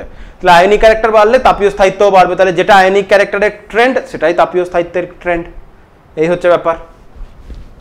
আচ্ছা, এবার বিভিন্ন ধাতু লবণের বর্ণর ব্যাপারটা হচ্ছে যে কি হয়, কোনো কিছুর কালার কিভাবে আসে, কালার এভাবে আসে যে ওর ভিতরে লাইট থেকে কিছু পার্ট সে অ্যাবজর্ব করে, যে পার্টটা অ্যাবজর্ব করে তার পরিপূরক বা কমপ্লিমেন্টারি কালারটা আমরা দেখতে পাই। এখানে সেরকম বলেছে অ্যানায়নের আকার যদি বৃদ্ধি হয় তাহলে তার ধ্রুবায়িত হওয়ার প্রবণতা বাড়ে, আমরা বুঝছি। তাহলে তার ধ্রুবায়িত হওয়ার প্রবণতা বাড়ছে মানে কি হচ্ছে, অ্যানায়ন থেকে ইলেকট্রন ডেন্সিটিটা ক্যাটায়নের কাছে ট্রান্সফার হচ্ছে, ঠিক আছে। তাহলে অ্যানায়ন থেকে ইলেকট্রন ডেন্সিটিটা ক্যাটায়নের দিকে ট্রান্সফার হচ্ছে। এই ট্রান্সফার হওয়ার ফলে ওই ইলেকট্রনটা ভিজিবল লাইটের কিছু পার্ট অ্যাবজর্ব করে, বাকিটা ছেড়ে দেয়। তাহলে যে পার্টটা ছেড়ে দিচ্ছে মানে যেটা অ্যাবজর্ব করছে উল্টোটা ছাড়ছে, যেটা অ্যাবজর্ব করছে তার কমপ্লিমেন্টারি কালারটা আমরা দেখতে পাই, এটাই বলতে চেয়েছে। তাহলে অর্থাৎ ক্যাটায়ন অ্যানায়নের ইলেকট্রন বেগের মধ্যে অভিলেপনের মাত্রা বৃদ্ধি পায়, ফলে অ্যানায়নের পূর্ণ কক্ষক থেকে ক্যাটায়নের অপূর্ণ কক্ষকে ইলেকট্রন ক্ষণিক স্থানান্তর সহজতর হয়। এই স্থানান্তর ঘটানোর জন্য অ্যানায়নের ধ্রুবায়তা বেশি, তার কম শক্তির প্রয়োজন হয়। তাহলে এই স্থানান্তর ঘটাতে গেলে যার ধ্রুবায়নটা বেশি, যে অ্যানায়নের পোলারাইজেবিলিটিটা বেশি, তার কাছ থেকে টুক করে ইলেকট্রনটা ট্রান্সফার হবে, তাহলে সেক্ষেত্রে কম এনার্জি লাগবে।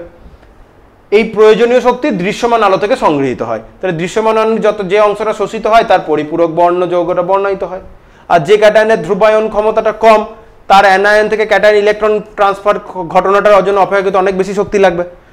সেক্ষেত্রে সেইটা বা শক্তির উচ্চতর শক্তি মানে সেই শক্তিটা এতটাই বেশি হয় সেটা উচ্চ কম্পাঙ্ক, ওই যে E = h নিউ পড়েছিলাম না, তাহলে E directly proportional two new atomic স্ট্রাকচারের। তাহলে কম্পাঙ্ক যত বাড়ে তত এনার্জি তত বাড়ে, তাহলে বেশি এনার্জি লাগছে মানে বেশি কম্পাঙ্কের লাইট মানে অতিবেগুনি রেঞ্জে চলে যায়। তাহলে অতিবেগুনি রেঞ্জে চলে গেলে ওই মলিকিউলগুলো সাদা বা বর্ণহীন হয়। তাহলে এই কারণের জন্য আয়নিক মলিকিউল কানে বললাম, কারণ যে ক্ষেত্রে অ্যানায়নের পোলারাইজেবিলিটিটা কম সেক্ষেত্রে পোলারাইজেশন কম হচ্ছে মানে আয়নিক ক্যারেক্টার বাড়ছে।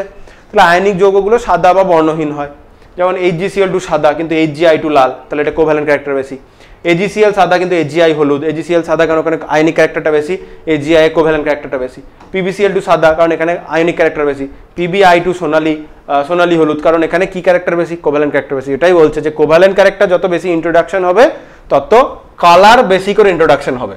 কারণটা হচ্ছে ওই ইলেকট্রন ডেন্সিটিটা অ্যানায়নের কাছ থেকে ক্যাটায়নের কাছে যাওয়ার জন্য যে শক্তির প্রয়োজন সেটা ভিজিবল লাইট থেকে অ্যাবজর্ব হয়, এবং ভিজিবল লাইট থেকে অ্যাবজর্বটা হয় মানে কম শক্তির প্রয়োজন হচ্ছে, তাই ভিজিবল লাইটের এনার্জিটাও কম্পারেটিভলি কম। তাহলে ভিজিবল লাইট থেকে অ্যাবজর্ব করে বাকিটা দেখতে পায়। কিন্তু যে ক্ষেত্রে ট্রান্সফারটা কষ্টকর, সহজে হতে চায় না, সেখানে অ্যানায়ন থেকে ক্যাটায়ন ইলেকট্রনটা ট্রান্সফার হতে গেলে অনেক বেশি এনার্জি লাগে। ভিজিবল লাইট সেই এনার্জিটা প্রোভাইড করতে পারে না। সেই এনার্জিটা এখন কে প্রোভাইড করতে পারবে? অতিবেগুনি মানে ইউভি লাইট প্রোভাইড করতে পারে, আর ইউভি তো আমরা চোখে দেখতে পাই না, সেই কারণে সাদা বা বর্ণহীন আমরা দেখি। বেশ, লাস্ট এরকম টাইপের অনেক কিছু কোশ্চেনই ফাজান্স রুল থেকে হতে পারে। এই বইয়ে যতগুলো পয়েন্ট দেওয়া রয়েছে ততগুলো পয়েন্ট যদি একবার পড়ে ফেলিস আর এন্ট্রান্সে কে দেখে তোকে। এবার যৌগের অস্তিত্বহীনতায় PbCl4 এর অস্তিত্ব আছে কিন্তু PbI4 এর কোনো অস্তিত্ব নেই। তার কারণটা কি? PbI4 এ এটা পটাশিয়াম লেড 4+, কারণ আয়োডিনগুলো সিঙ্গেল মাইনাস, তাহলে 4টে I- আর একটা লেড একাই 4+। এবার এই সিচুয়েশনে যেটা হচ্ছে আয়নের সঙ্গে 4টি I- যুক্ত থাকছে।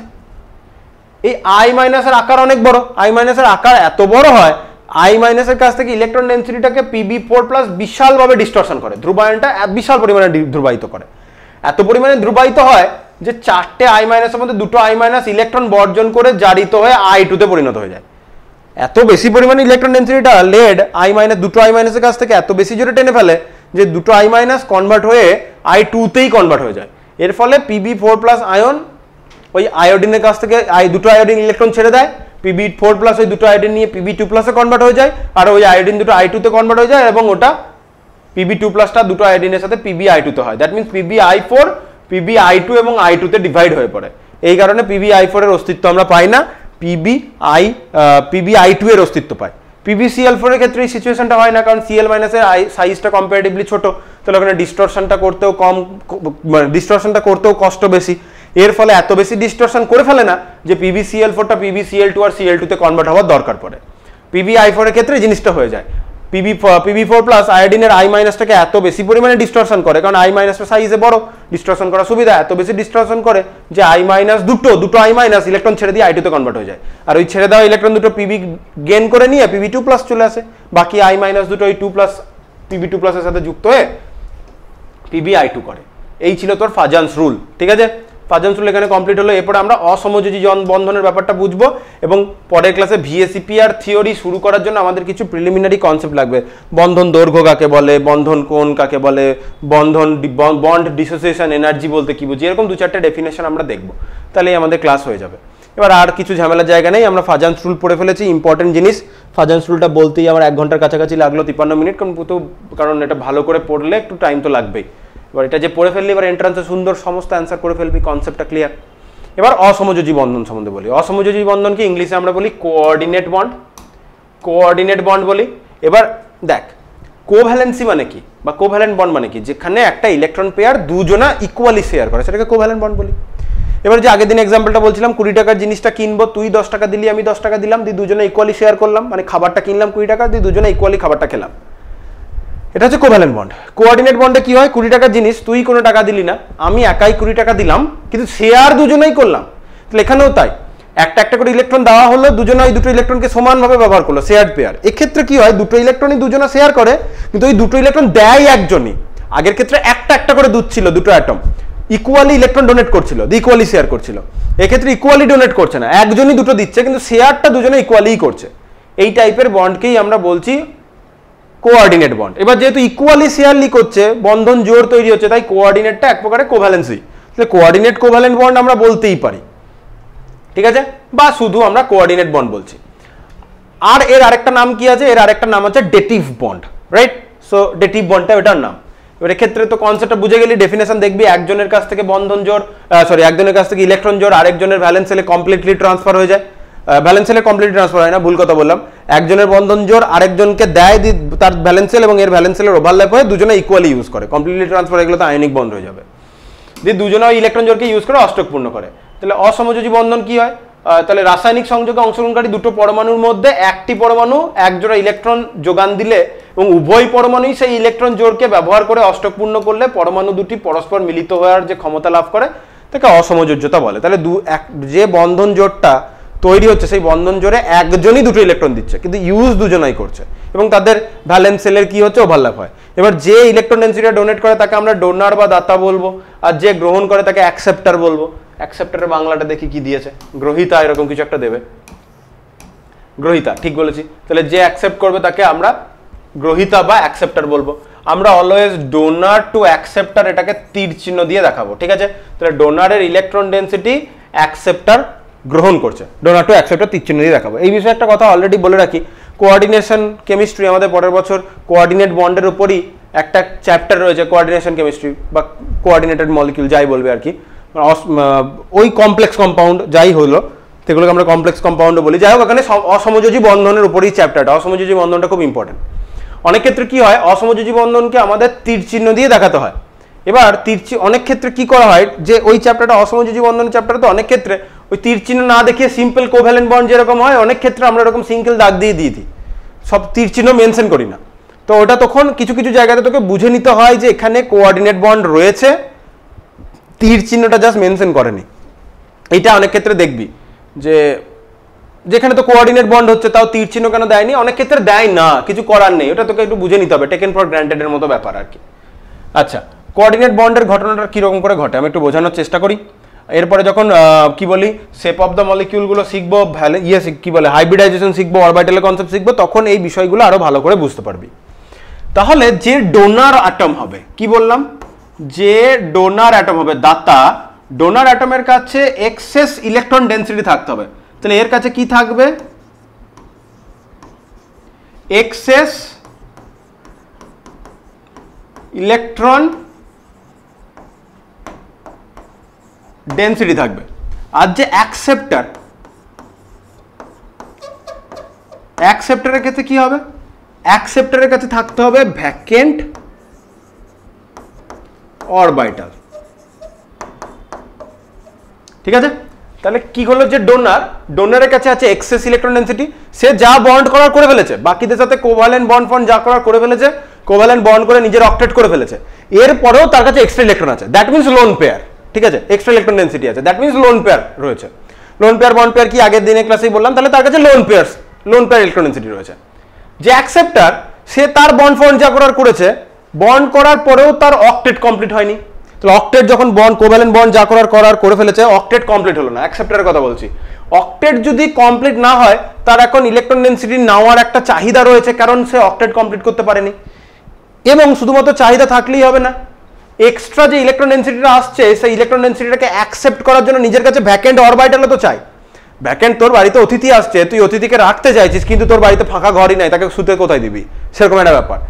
এখানেও তাই, যে ইলেকট্রন ডেন্সিটি অ্যাকসেপ্ট করতে চাইছে, শুধু অ্যাকসেপ্ট করতে চাইলে হবে না, তাকে ভ্যাকেন্ট অরবিটালও চাই, নাই তো ইনকামিং যে ইলেকট্রনটা, আগত ইলেকট্রনটাকে রাখবে কোথায়, অরবিটাল যদি না থাকে। সো ভ্যাকেন্ট অরবিটালও থাকতে হবে। এর একটা সবথেকে বেস্ট এক্সাম্পল আমি দেখাই, যেটার পরে আমি অরবিটাল পিকচারটা এখন এক্সপ্লেন করতে পারছি না, আমাকে একটু হাইব্রিডাইজেশন অফ দি ক্লাস নিতে দে। নেক্সট 2-3 ক্লাসের মধ্যে আমরা হাইব্রিডাইজেশনে ঢুকে পড়বো, তখন এই বিষয়টা আবার বলবো। এখন যে এক্সাম্পলটা আমি জাস্ট দেখিয়ে দেবো, পরে সেই জিনিসটা তো আমি অরবিটাল যে ফাঁকা আছে এইসব বিষয়পত্র তো আমি এক্সপ্লেন করতে পারছি না, সেই বিষয়গুলো পরে আমি আবার এক্সপ্লেন করব অরবিটাল দিয়ে। তাহলে এক্ষেত্রে কি হয়, এর একটা আমি বেস্ট একটা এক্সাম্পল হচ্ছে NH3 সাথে BF3, ঠিক আছে, আর NH3 সাথে H+, তার এক্সাম্পলও দেখাবো। তাহলে এখানে এক্সাম্পল হিসাবে প্রথম আমি বলি NH3, এভাবে লিখবো না,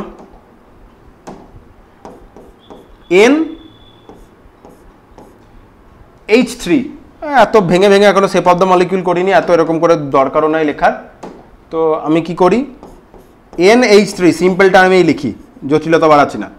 NH3 করলে নাইট্রোজেনের কাছে লোন পেয়ার থাকে। কিভাবে থাকে দেখতো, নাইট্রোজেন আমি যদি লুইস ডট স্ট্রাকচার দিয়ে বলি, nitrogen 1s2 1s2 2s2 2p3, মানে 5টা ভ্যালেন্স ইলেকট্রন। হ্যাঁ, 1 2 3 4 5টা ভ্যালেন্স ইলেকট্রন। এবার হাইড্রোজেন এলো, হাইড্রোজেনের কাছে একটা একটা করে ভ্যালেন্স ইলেকট্রন, এই ভ্যালেন্স ইলেকট্রনটা ইকুয়ালি শেয়ার করলো, তাহলে ইকুয়ালি শেয়ার হলো মানে কি, এখানে এখানে এখানে 3 দিকে 3টে কোভ্যালেন্ট বন্ড তৈরি হলো। বা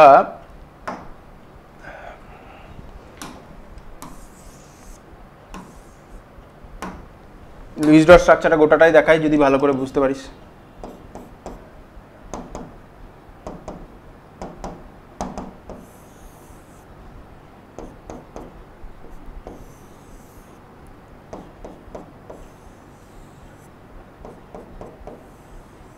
এরকম, এটাকে আমি এরকম লিখতে পারি।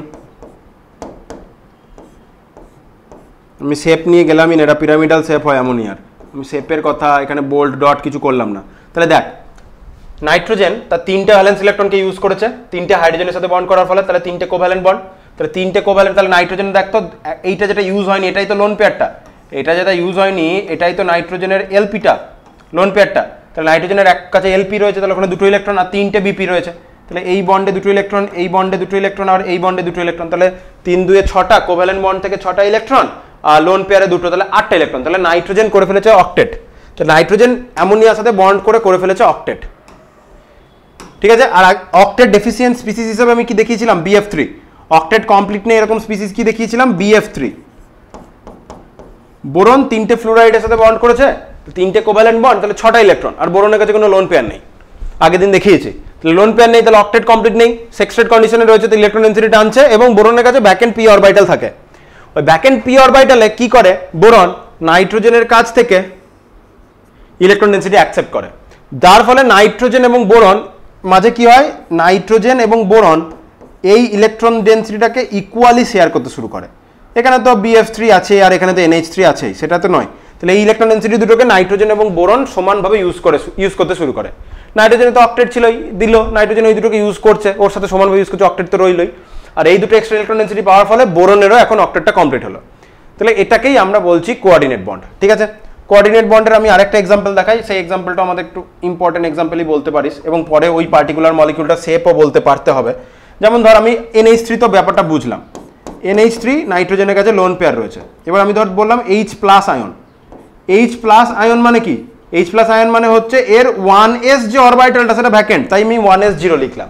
তাহলে হাইড্রোজেনের 1s অরবিটালটা পুরো ভ্যাকেন্ট, এবং হাইড্রোজেন প্লাস হয়ে রয়েছে, ও 2টো ইলেকট্রন চাইছে, কেন, হিলিয়ামের কনফিগারেশন পেতে চাইছে। তখন কি হয়, নাইট্রোজেন হাইড্রোজেনের দিকে ইলেকট্রন ডেনসিটি পাঠায়, এর ফলে কি হলো, N আর হাইড্রোজেন এখন এই ইলেকট্রন ডেনসিটি দুটোকে সমানভাবে ইউজ করলো, নাইট্রোজেন ইলেকট্রন পেলো এক্সট্রা, তাই নিউট্রাল হলো, নাইট্রোজেনের সাথে তো 3টে হাইড্রোজেন ছিলই। তাহলে এটাকে আমি এভাবে লিখবো, এইভাবে ভাববো, এভাবে ভাবলে অনেকটা তারা ভালোভাবে সুবিধা হয় ভাবতে, যে নাইট্রোজেনের কাছে তো 3টে হাইড্রোজেন ছিলই, নাইট্রোজেন 4 নম্বর হাইড্রোজেনকে পেলো, তাহলে আমি কি লিখবো, N 3টে হাইড্রোজেন ছিল আর একটা পেলো, তাহলে NH4 লিখলাম। এইভাবে ভাবলে সুবিধা হবে, নাইতো তুই ফর্মাল চার্জ ক্যালকুলেট করে নিতেই পারিস, সেটা তো ঠিকঠাক প্রসেস, কিন্তু তাড়াতাড়ি করে ভাবতে গেলে এইভাবে ভাব ব্যাপারটা, নাইট্রোজেন যে 3টে হাইড্রোজেনের সাথে একটা হাইড্রোজেনকে পেয়েছে, তাহলে নাইট্রোজেন একটা হাইড্রোজেনকে তো পেয়েছে, শুধু তাই নয়, হাইড্রোজেনের পজিটিভ চার্জটাকেও পেয়েছে, মানে NH4+, ঠিক আছে, এভাবে ভাব। আর তুই যদি নাইট্রোজেনের মাথায় পজিটিভ চার্জটা কি করে হলো ক্যালকুলেট করতে চাস, তুই ফর্মাল চার্জ ক্যালকুলেট কর, আগের দিন শিখিয়েছি, তাহলেই বেরিয়ে যাবে যে নাইট্রোজেনের চার্জ কত। সো এই হচ্ছে ব্যাপার। তাহলে কিভাবে ভাববো, নাইট্রোজেন যে শুধু হাইড্রোজেনকে পেয়েছে তাই নয়, নাইট্রোজেন হাইড্রোজেনের পজিটিভ চার্জটাকেও পেয়েছে, দিয়ে NH4+, তাহলে ফর্মাল চার্জটা বিনা ক্যালকুলেট করে তুই করে দিতে পারবি। এটা হচ্ছে ব্যাপার। পরে তো এই মলিকিউলটার কি বলবো, শেপ বার করতে হবে, ইম্পর্টেন্ট, NH4+ এর শেপ তো তোকে বার করতে হবেই, এই হচ্ছে বিষয়। তাহলে NH4 দিকে তুই যদি তাকাস, তাহলে তুই বলবো NH4+ এ 3টে হাইড্রোজেন রয়েছে কোভ্যালেন্ট, আর একটা হাইড্রোজেন রয়েছে কোঅর্ডিনেট, তাই না? তাহলে NH4+ এ 3টে হাইড্রোজেন কোভ্যালেন্টলি বন্ডেড, একটা হাইড্রোজেন কোঅর্ডিনেটেডলি বন্ডেড, তাহলে এই হচ্ছে NH4+, আর এই হচ্ছে তোর কোঅর্ডিনেট বন্ডের কনসেপ্ট। আচ্ছা কোঅর্ডিনেট বন্ড বলতে কি আমি আরেকটা কথা বলি, একটা মলিকিউল দেখতে পাস দেখবি NH4+ অ্যামোনিয়াম ক্লোরাইড, NH4+ বললাম সরি, NH4Cl অ্যামোনিয়াম ক্লোরাইড। তাহলে অ্যামোনিয়াম ক্লোরাইড মানে কি, NH4Cl তুই যদি স্প্লিট করিস কি পাবি, তুই পাবি NH4+ Cl-। আর NH4+ সম্বন্ধে তুই কি জানিস, NH4+ মানে ওখানে 3টে হাইড্রোজেন কোভ্যালেন্টলি বন্ডেড আর একটা হাইড্রোজেন কোঅর্ডিনেটেড বন্ডেড, এবং তার ফলে ওভারঅল NH4 স্পিসিসটার চার্জ কি হয়, ওভারঅল NH4 স্পিসিসটার চার্জ হয় প্লাস আর বাইরে Cl-। তাহলে NH4Cl এমন একটা কম্পাউন্ড, NH4Cl এমন একটা কম্পাউন্ড যে কম্পাউন্ডে আয়নিক বন্ড আছে, এই যে আয়নিক বন্ড, এখানে কোভ্যালেন্ট বন্ড আছে, এখানে কোঅর্ডিনেট বন্ডও রয়েছে। তাহলে এটাও একটা মাঝে মধ্যে কোশ্চেন হতে পারে, তোকে জানতে চাইতো একটা মলিকিউলের নাম বলে যেখানে 3 ধরনের বন্ড রয়েছে NH4Cl, বা NH4Cl দিয়ে বলতে পারে NH4Cl এ কি ধরনের বন্ড রয়েছে, NH4Cl এ সব ধরনেরই বন্ড রয়েছে, তো ছায়াপ্রকাশনীর বইয়েও এটা মেনশন করা রয়েছে। ঠিক আছে, বাস তাহলে আমরা কোঅর্ডিনেট বন্ড সম্বন্ধেও আমাদের মোটামুটি একটা ধারণা হয়ে গেল। নেক্সট আমরা VSEPR এ যাবো বলে, VSEPR-টা শিখবো বলে আজকে 2-4টে টার্মিনোলজি নিয়ে শিখে নিই। এখানে আরো অনেক মলিকিউল সম্বন্ধে এক্সপ্লেন করেছে, ঠিক আছে, পড়ে নিবি অনেক কি করে তৈরি হয় না হয়, এইভাবে যে এর একটা প্রথমে ভেবে না হয় এর একটা ইলেকট্রন এর কাছে গেল, তারপরে সেকেন্ড ইলেকট্রনটা গেল, এই অনেক কিছু বলেছে, এইভাবে হয়। এত জানলেই নয়, ব্যাপারটা কি বলেছে, প্রথম স্টেপে কি হয়, প্রথম স্টেপে যে দাতা পরমাণু যোজ্যতা কক্ষক থেকে একটা ইলেকট্রন বি কে দিয়ে দেয়, তাহলে এর নিজের একটা ইলেকট্রন বি কে পুরোপুরি যদি দিয়ে দেয় তাহলে কি হবে, এ নিজের ইলেকট্রন পুরোপুরি দিয়ে দিল, তাহলে A+, বি একটা ইলেকট্রন ফাঁকায় পেয়ে গেল, তাহলে B-। এখন A+ আর B- নিজেদের কাছাকাছি এসে তার সেকেন্ড ইলেকট্রনটাও দিল আর কি, তাহলে A+ যে আয়নটা নিজের একটা ইলেকট্রন পড়ে রয়েছে, অবশিষ্ট বিজোড় ইলেকট্রন এবং B- আয়নের গৃহীত ইলেকট্রন যেটা সমন্বয়ে A ও B এর মধ্যে একটি ইলেকট্রন জোড় গঠিত হয়, এবং এই ইলেকট্রন জোড়টিকে A এবং B পরমাণু সমানভাবে ব্যবহার করে নিজ সর্ববহিষ্ঠ কক্ষে অষ্টক পূর্ণ করে, এই হচ্ছে ব্যাপার। তাহলে A নিজের একটা ইলেকট্রন B কে দিল, তাহলে A B এর একটা ভ্যালেন্স ইলেকট্রন হলো, A এর একটা নিজের ভ্যালেন্স ইলেকট্রনটা ছিল, এবং ওই ভ্যালেন্স ইলেকট্রন দুটো এখন নিজেদের মধ্যে ওভারল্যাপ করে সমযোজী বন্ধনের মতো করছে, এটাকে আমরা কোঅর্ডিনেট বন্ড বলছি। এই তো স্টেপ এরকম করে ভাবা হয় যে এরকম স্টেপ বাই স্টেপ এগুলো তৈরি হচ্ছে। এবার এখানে বেশ কিছু কথা আছে, এই সিগমা বন্ড, পাই বন্ড, এইসব জিনিসপত্রগুলোর দিকে এখন তাকালে হবে না, এই জায়গাগুলোতে আবার আসবো। পাই বন্ড, এগুলো পাই বন্ডের থ্রু কি, সিগমা বন্ডের কি, এগুলো আমি বলে এখন কি করে বলবো, সিগমা বন্ড শেখায়নি, পাই বন্ড শেখায়নি, যে জিনিস শেখায়নি সেই টার্মিনোলজি যদি আমি এখন বলি কনফিউজ হবি, তাই প্রিলিমিনারি কনসেপ্টটা বুঝলাম যে এবার সিগমা বন্ড পাই বন্ড শিখিয়ে নি, মানে হাইব্রিডাইজেশনের টপিক অবধি যাই, ভ্যালেন্স বন্ড থিওরি পড়াই, এখন 2-3টে ক্লাস লাগবে অত দূর যেতে, তারপরে আবার এগুলো নিয়ে আলোচনা করবো, কারণ এই পার্টিকুলার মলিকিউলগুলো BF3 মলিকিউলের উপর WBJE তে কোশ্চেন করে, CO মলিকিউল নিয়ে WBJE তে কোশ্চেন করে, O3 নিয়ে WBJE তে কোশ্চেন করে, এই যে O3 এগুলো নিয়ে সব WBJE তে কোশ্চেন করে। এবার তুই যখন O3 মলিকিউল দেখবি না, একটা ডবল বন্ডের আর একটা কোঅর্ডিনেটেডলি বন্ডেড, যখন মলিকিউল অর্গানিকে বা অন্য চ্যাপ্টারে মেনশন দেখবি এই কোঅর্ডিনেটেড বন্ডের তীর চিহ্নটা দেয় না, একটা সিঙ্গেল বন্ড দিয়ে ও লিখে রেখে দেয়, আগের দিনও দেখেছিস আশা করি। সো এই হচ্ছে ব্যাপার। আর NH4 মলিকিউলটা নিয়ে আলোচনা করলাম, তাহলে যে জিনিসগুলো আপাতত শিখেছি সেইটার উপর বেস করে যতটা জিনিস বলা সম্ভব বললাম। আবার কোঅর্ডিনেটেড বন্ড, কোঅর্ডিনেশন বন্ডের তো তুই কি বললি, বেসিক কনসেপ্টটা তো বুঝলি, এবার সিগমা পাই আরও একটু জটিলতা বাড়বে এর উপরে, সিগমা পাই বন্ডটা শেখ আগে, আর একটু শিখে নি বন্ডিংটা, তারপরে আবার কোঅর্ডিনেশন বন্ডের এই জিনিসপত্রগুলোর দিকে আবার ব্যাক করে আসবো। আচ্ছা নেক্সট অবশ্যই বৈশিষ্ট্য দেখবি। এবার বলছে বন্ধন দৈর্ঘ্য, বন্ধন বিভাজন শক্তি আর বন্ধন কোণ কাকে বলে। ছোট ছোট করে বলি, বন্ধন দৈর্ঘ্য কাকে বলে, বন্ড লেন্থ কাকে বলে। বন্ড লেন্থ হচ্ছে দুটো অ্যাটম যারা নিজেদের মধ্যে বন্ডেড সিচুয়েশনে আছে, ঠিক আছে, কি বললাম, দুটো অ্যাটম যারা নিজেদের মধ্যে বন্ডেড অবস্থায় আছে, কোভ্যালেন্টলি বন্ডেড যদি হয় তাহলে দুটো অ্যাটম নিজেদের মধ্যে কোভ্যালেন্টলি বন্ডেড রয়েছে, ওভারল্যাপ তো দেখাতে পারি, পাশাপাশি দেখায়, কোভ্যালেন্টলি বন্ডেড রয়েছে, এর নিউক্লিয়াস থেকে এর নিউক্লিয়াস যে ডিস্টেন্স এটাকেই আমি বলছি কোভ্যালেন্ট বন্ড, মানে বন্ড লেন্থ। তাহলে বন্ড লেন্থ ইকুয়াল টু কি দাঁড়ায়, radius of A atom plus radius of B atom, যোগ করে দিলেই আমি বন্ড লেন্থ পেয়ে যাবো, মানে দুটো কোভ্যালেন্টলি বন্ডেড অ্যাটমের নিউক্লিয়াস টু নিউক্লিয়াস ডিস্টেন্সকেই আমরা বলবো বন্ড লেন্থ। তাহলে পরমাণু দুটি সমযোজী ব্যাসার্ধ, অর্থাৎ পরমাণু ব্যাসার্ধের যোগফল, তাহলে সমযোজী বন্ধনে আবদ্ধ দুটো পরমাণু নিউক্লিয়াস দ্বয়ের মধ্যবর্তী দূরত্বকে আমি সমযোজী বন্ধন দৈর্ঘ্য বলবো, ওটাই বন্ড লেন্থ। বন্ড লেন্থ বলতে আমি সমযোজী বন্ধন দৈর্ঘ্যের কথাই বুঝছি। এবার বন্ধন দৈর্ঘ্য বেশ কিছু ফ্যাক্টরের উপর নির্ভর করে। বন্ধন দৈর্ঘ্য কি কি ফ্যাক্টরের উপর নির্ভর করবে, যদি যত বন্ডের মাল্টিপ্লিসিটি বাড়বে, বহুলতা বা বহুতা বাড়বে, মানে সিঙ্গেল বন্ডের থেকে ডবল বন্ডের লেন্থ কমবে, ডবল বন্ডের থেকে ট্রিপল বন্ডের লেন্থ কমবে, যত বেশি বন্ড বাড়বে তত বেশি বন্ড লেন্থ কমবে। তাহলে বন্ড লেন্থের সাথে নাম্বার অফ বন্ডের কি সম্পর্ক, এই নাম্বার অফ বন্ডকেই আমরা বন্ড অর্ডার বলি, তো এখনো বলিনি বলে আবার বন্ড অর্ডার টার্মটা আমি ইউজ করছি না। তাহলে নাম্বার অফ বন্ড যদি বাড়ে, সিঙ্গেল বন্ড থেকে ডবল বন্ড হয়, ডবল বন্ড থেকে যদি ট্রিপল বন্ড হয়, তাহলে বন্ড লেন্থ আমার কি হবে, কমবে।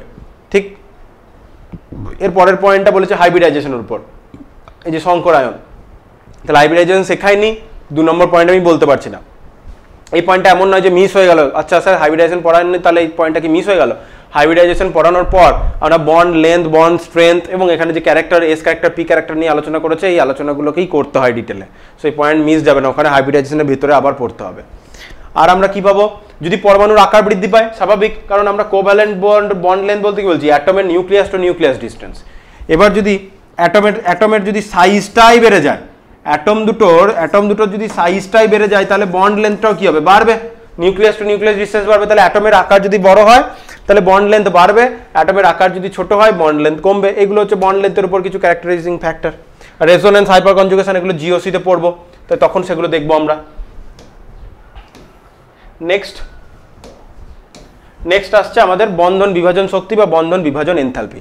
সেটা হচ্ছে দুটো মলিকিউল যখন নিজেদের মধ্যে কোভ্যালেন্ট বন্ড করে তখন তারা কিছু পরিমাণ এনার্জি রিলিজ করে। কি বললাম, দুটো অ্যাটম যখন নিজেদের মধ্যে কোভ্যালেন্ট বন্ড করে তখন সে কিছু পরিমাণ এনার্জি রিলিজ করে দেয়। এবার রিলিজ করে দিল, এনার্জি রিলিজ করলো মানে কি, হায়ার এনার্জিতে ছিল সেখান থেকে লোয়ার এনার্জি লেভেলে নেমে এলো, বন্ড করলো। তাহলে তারা সেপারেট ছিল, লোয়ার এনার্জি লেভেলে নেমে এসে বন্ডেড অবস্থায় আছে, আমি বন্ড দেখাতে চাইছি, ঠিক আছে, বন্ডেড অবস্থায় আছে। এবার কি করতে হবে, বন্ড লোয়ার এনার্জি লেভেলে আছে, লোয়ার এনার্জি লেভেল থেকে তুই তাদের বন্ড ভেঙে দিতে চাইছিস, তার মানে তাদেরকে আবার হায়ার এনার্জি লেভেলে পাঠিয়ে দিতে চাইছিস, মানে সেপারেট করতে চাইছিস। কারণ যখন সেপারেট ছিল তখন তারা হায়ার এনার্জি লেভেলে ছিল, বন্ড করে তারা লোয়ার এনার্জি লেভেলে এসেছে, মানে এনার্জি রিলিজ করেছে। তাহলে এদেরকে আবার হায়ার এনার্জি লেভেলে পাঠাতে গেলে কি করতে হবে, বাইরে থেকে এনার্জি প্রোভাইড করতে হবে। তাহলে তুই বাইরে থেকে ন্যূনতম যে পরিমাণ এনার্জি প্রোভাইড করলে ওই বন্ডটাকে ব্রেক করে দিতে পারবি, ওই কোভ্যালেন্ট বন্ডটাকে, সেটাকেই আমি বলবো ওই কোভ্যালেন্ট বন্ডটার বন্ড এনার্জি, সেটাকে তুই বন্ড এনার্জি বলতে পারিস। যেহেতু বন্ডটা ভেঙে দিচ্ছিস তাই তুই বন্ড ডিসোসিয়েশন এনার্জিও বলতে পারিস। সো কি বলেছে, দুটি পরমাণু যখন বন্ধনে আবদ্ধ হয় তখন কিছু পরিমাণ শক্তি মুক্ত হয়। বন্ধনটিকে ভাঙতে গেলে ঠিক একই পরিমাণ শক্তির প্রয়োজন। এই ফ্রি অবস্থায় নিয়ে যেতে চাইছিস, ওরা বন্ডেড অবস্থায় ছিল, বন্ডেড অবস্থা থেকে আবার ফ্রি অবস্থায় নিতে চাইছিস, তাহলে ফ্রি অবস্থা থেকে বন্ডেড অবস্থায় আসতে গেলে যতটা পরিমাণ এনার্জি ছেড়ে দিয়েছে ঠিক ততটা পরিমাণ এনার্জি দিলেই তারা আবার মুক্ত হয়ে যাবে, মানে বন্ড ব্রেক করে যাবে। গ্যাস এবার কিছু কন্ডিশন লাগাবো, যেমন আমরা নিউট্রাল আইসোলেটেড গ্যাসিয়াস অ্যাটম বলেছিলাম, এখানেও সেরকম। গ্যাসীয় অবস্থায় কোনো অণুর মধ্যস্থিত কোনো নির্দিষ্ট বন্ধনকে বিভাজিত করে গ্যাসীয় প্রশমমূলকে পরিণত করতে যে শক্তির পরিমাণ বা প্রয়োজন হয় তাকে উক্ত বন্ধনের বন্ধন বিভাজন শক্তি বলি। সব বুঝলি, এই সব কথাগুলো আমি একটু আগে বোঝালাম, শুধু এই প্রশমমূলক কথাটা বলিনি, তাই না। এই প্রশমমূলক বস্তুটা কি, প্রশম মুক্তমূলক বিষয়টা কি, তাহলে মুক্তমূলক বিষয়টা একটু বোঝ। মুক্তমূলক বিষয়টা হচ্ছে, ধর আমি সিএল দিয়ে যদি বোঝানোর চেষ্টা করি, কারণ সিএল এর বন্ডের ব্যাপারটাই আগের দিন আমরা দেখেছি। তাহলে ক্লোরিনের সাথে ক্লোরিনের বন্ড হয়, আমি কোভ্যাল ইয়েগুলোকে নিয়ে আলোচনা করছি না, কি বলে এই লোন পেয়ারগুলোকে নিয়ে আমি এখন কিছু বলছি না। তাহলে বন্ড হলো, এবার কি জানিস এই বন্ডে কি হয়েছে, এই বন্ডে এরকম করে ইলেকট্রন আছে, একটা ইলেকট্রন বাঁ দিকের ক্লোরিন দিয়েছে, একটা ইলেকট্রন ডান দিকের ক্লোরিন দিয়েছে। এবার তুই যদি এদের এই বন্ডটাকে ব্রেক করে দিস, এই বন্ডটাকে ব্রেক করে দিলি, ব্রেক করার ফলে মুক্তমূলক বানাতে হবে। মুক্তমূলক বানাতে হবে মানে যে ক্লোরিন যে ইলেকট্রনটা দিয়েছিল সেই ক্লোরিন নিজের যে ইলেকট্রন সেই ইলেকট্রনটাকে নিয়ে বেরিয়ে গেল, ঠিক আছে। এই ক্লোরিনটা নিজের এই ইলেকট্রনটা দিয়েছিল, এই ক্লোরিনটা নিজের এই ইলেকট্রনটা দিয়েছিল এবং সেই ইলেকট্রন দুটোকে তারা ইকুয়ালি শেয়ার করছিল, ভ্যালেন্সিয়াল ইলেকট্রন দুটোকে। এবার যখন বন্ডটা ব্রেক করলাম, তারা যে ইলেকট্রনটা দিয়েছিল সে তুমি বাবা নিজের ইলেকট্রনটা নিয়ে বেরিয়ে চলে যাও। এই টাইপের যে species CL dot valence electron যদি বার করেছি, এই টাইপের স্পিসিসকেই আমরা বলবো কি, ফ্রি রেডিক্যাল। ফ্রি রেডিক্যাল মানে ওই যে মুক্তমূলক।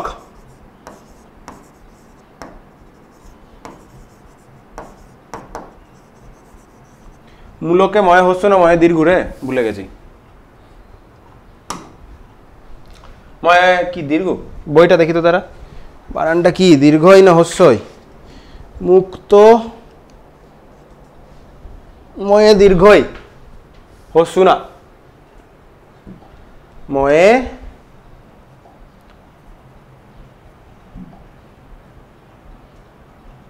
দীর্ঘই।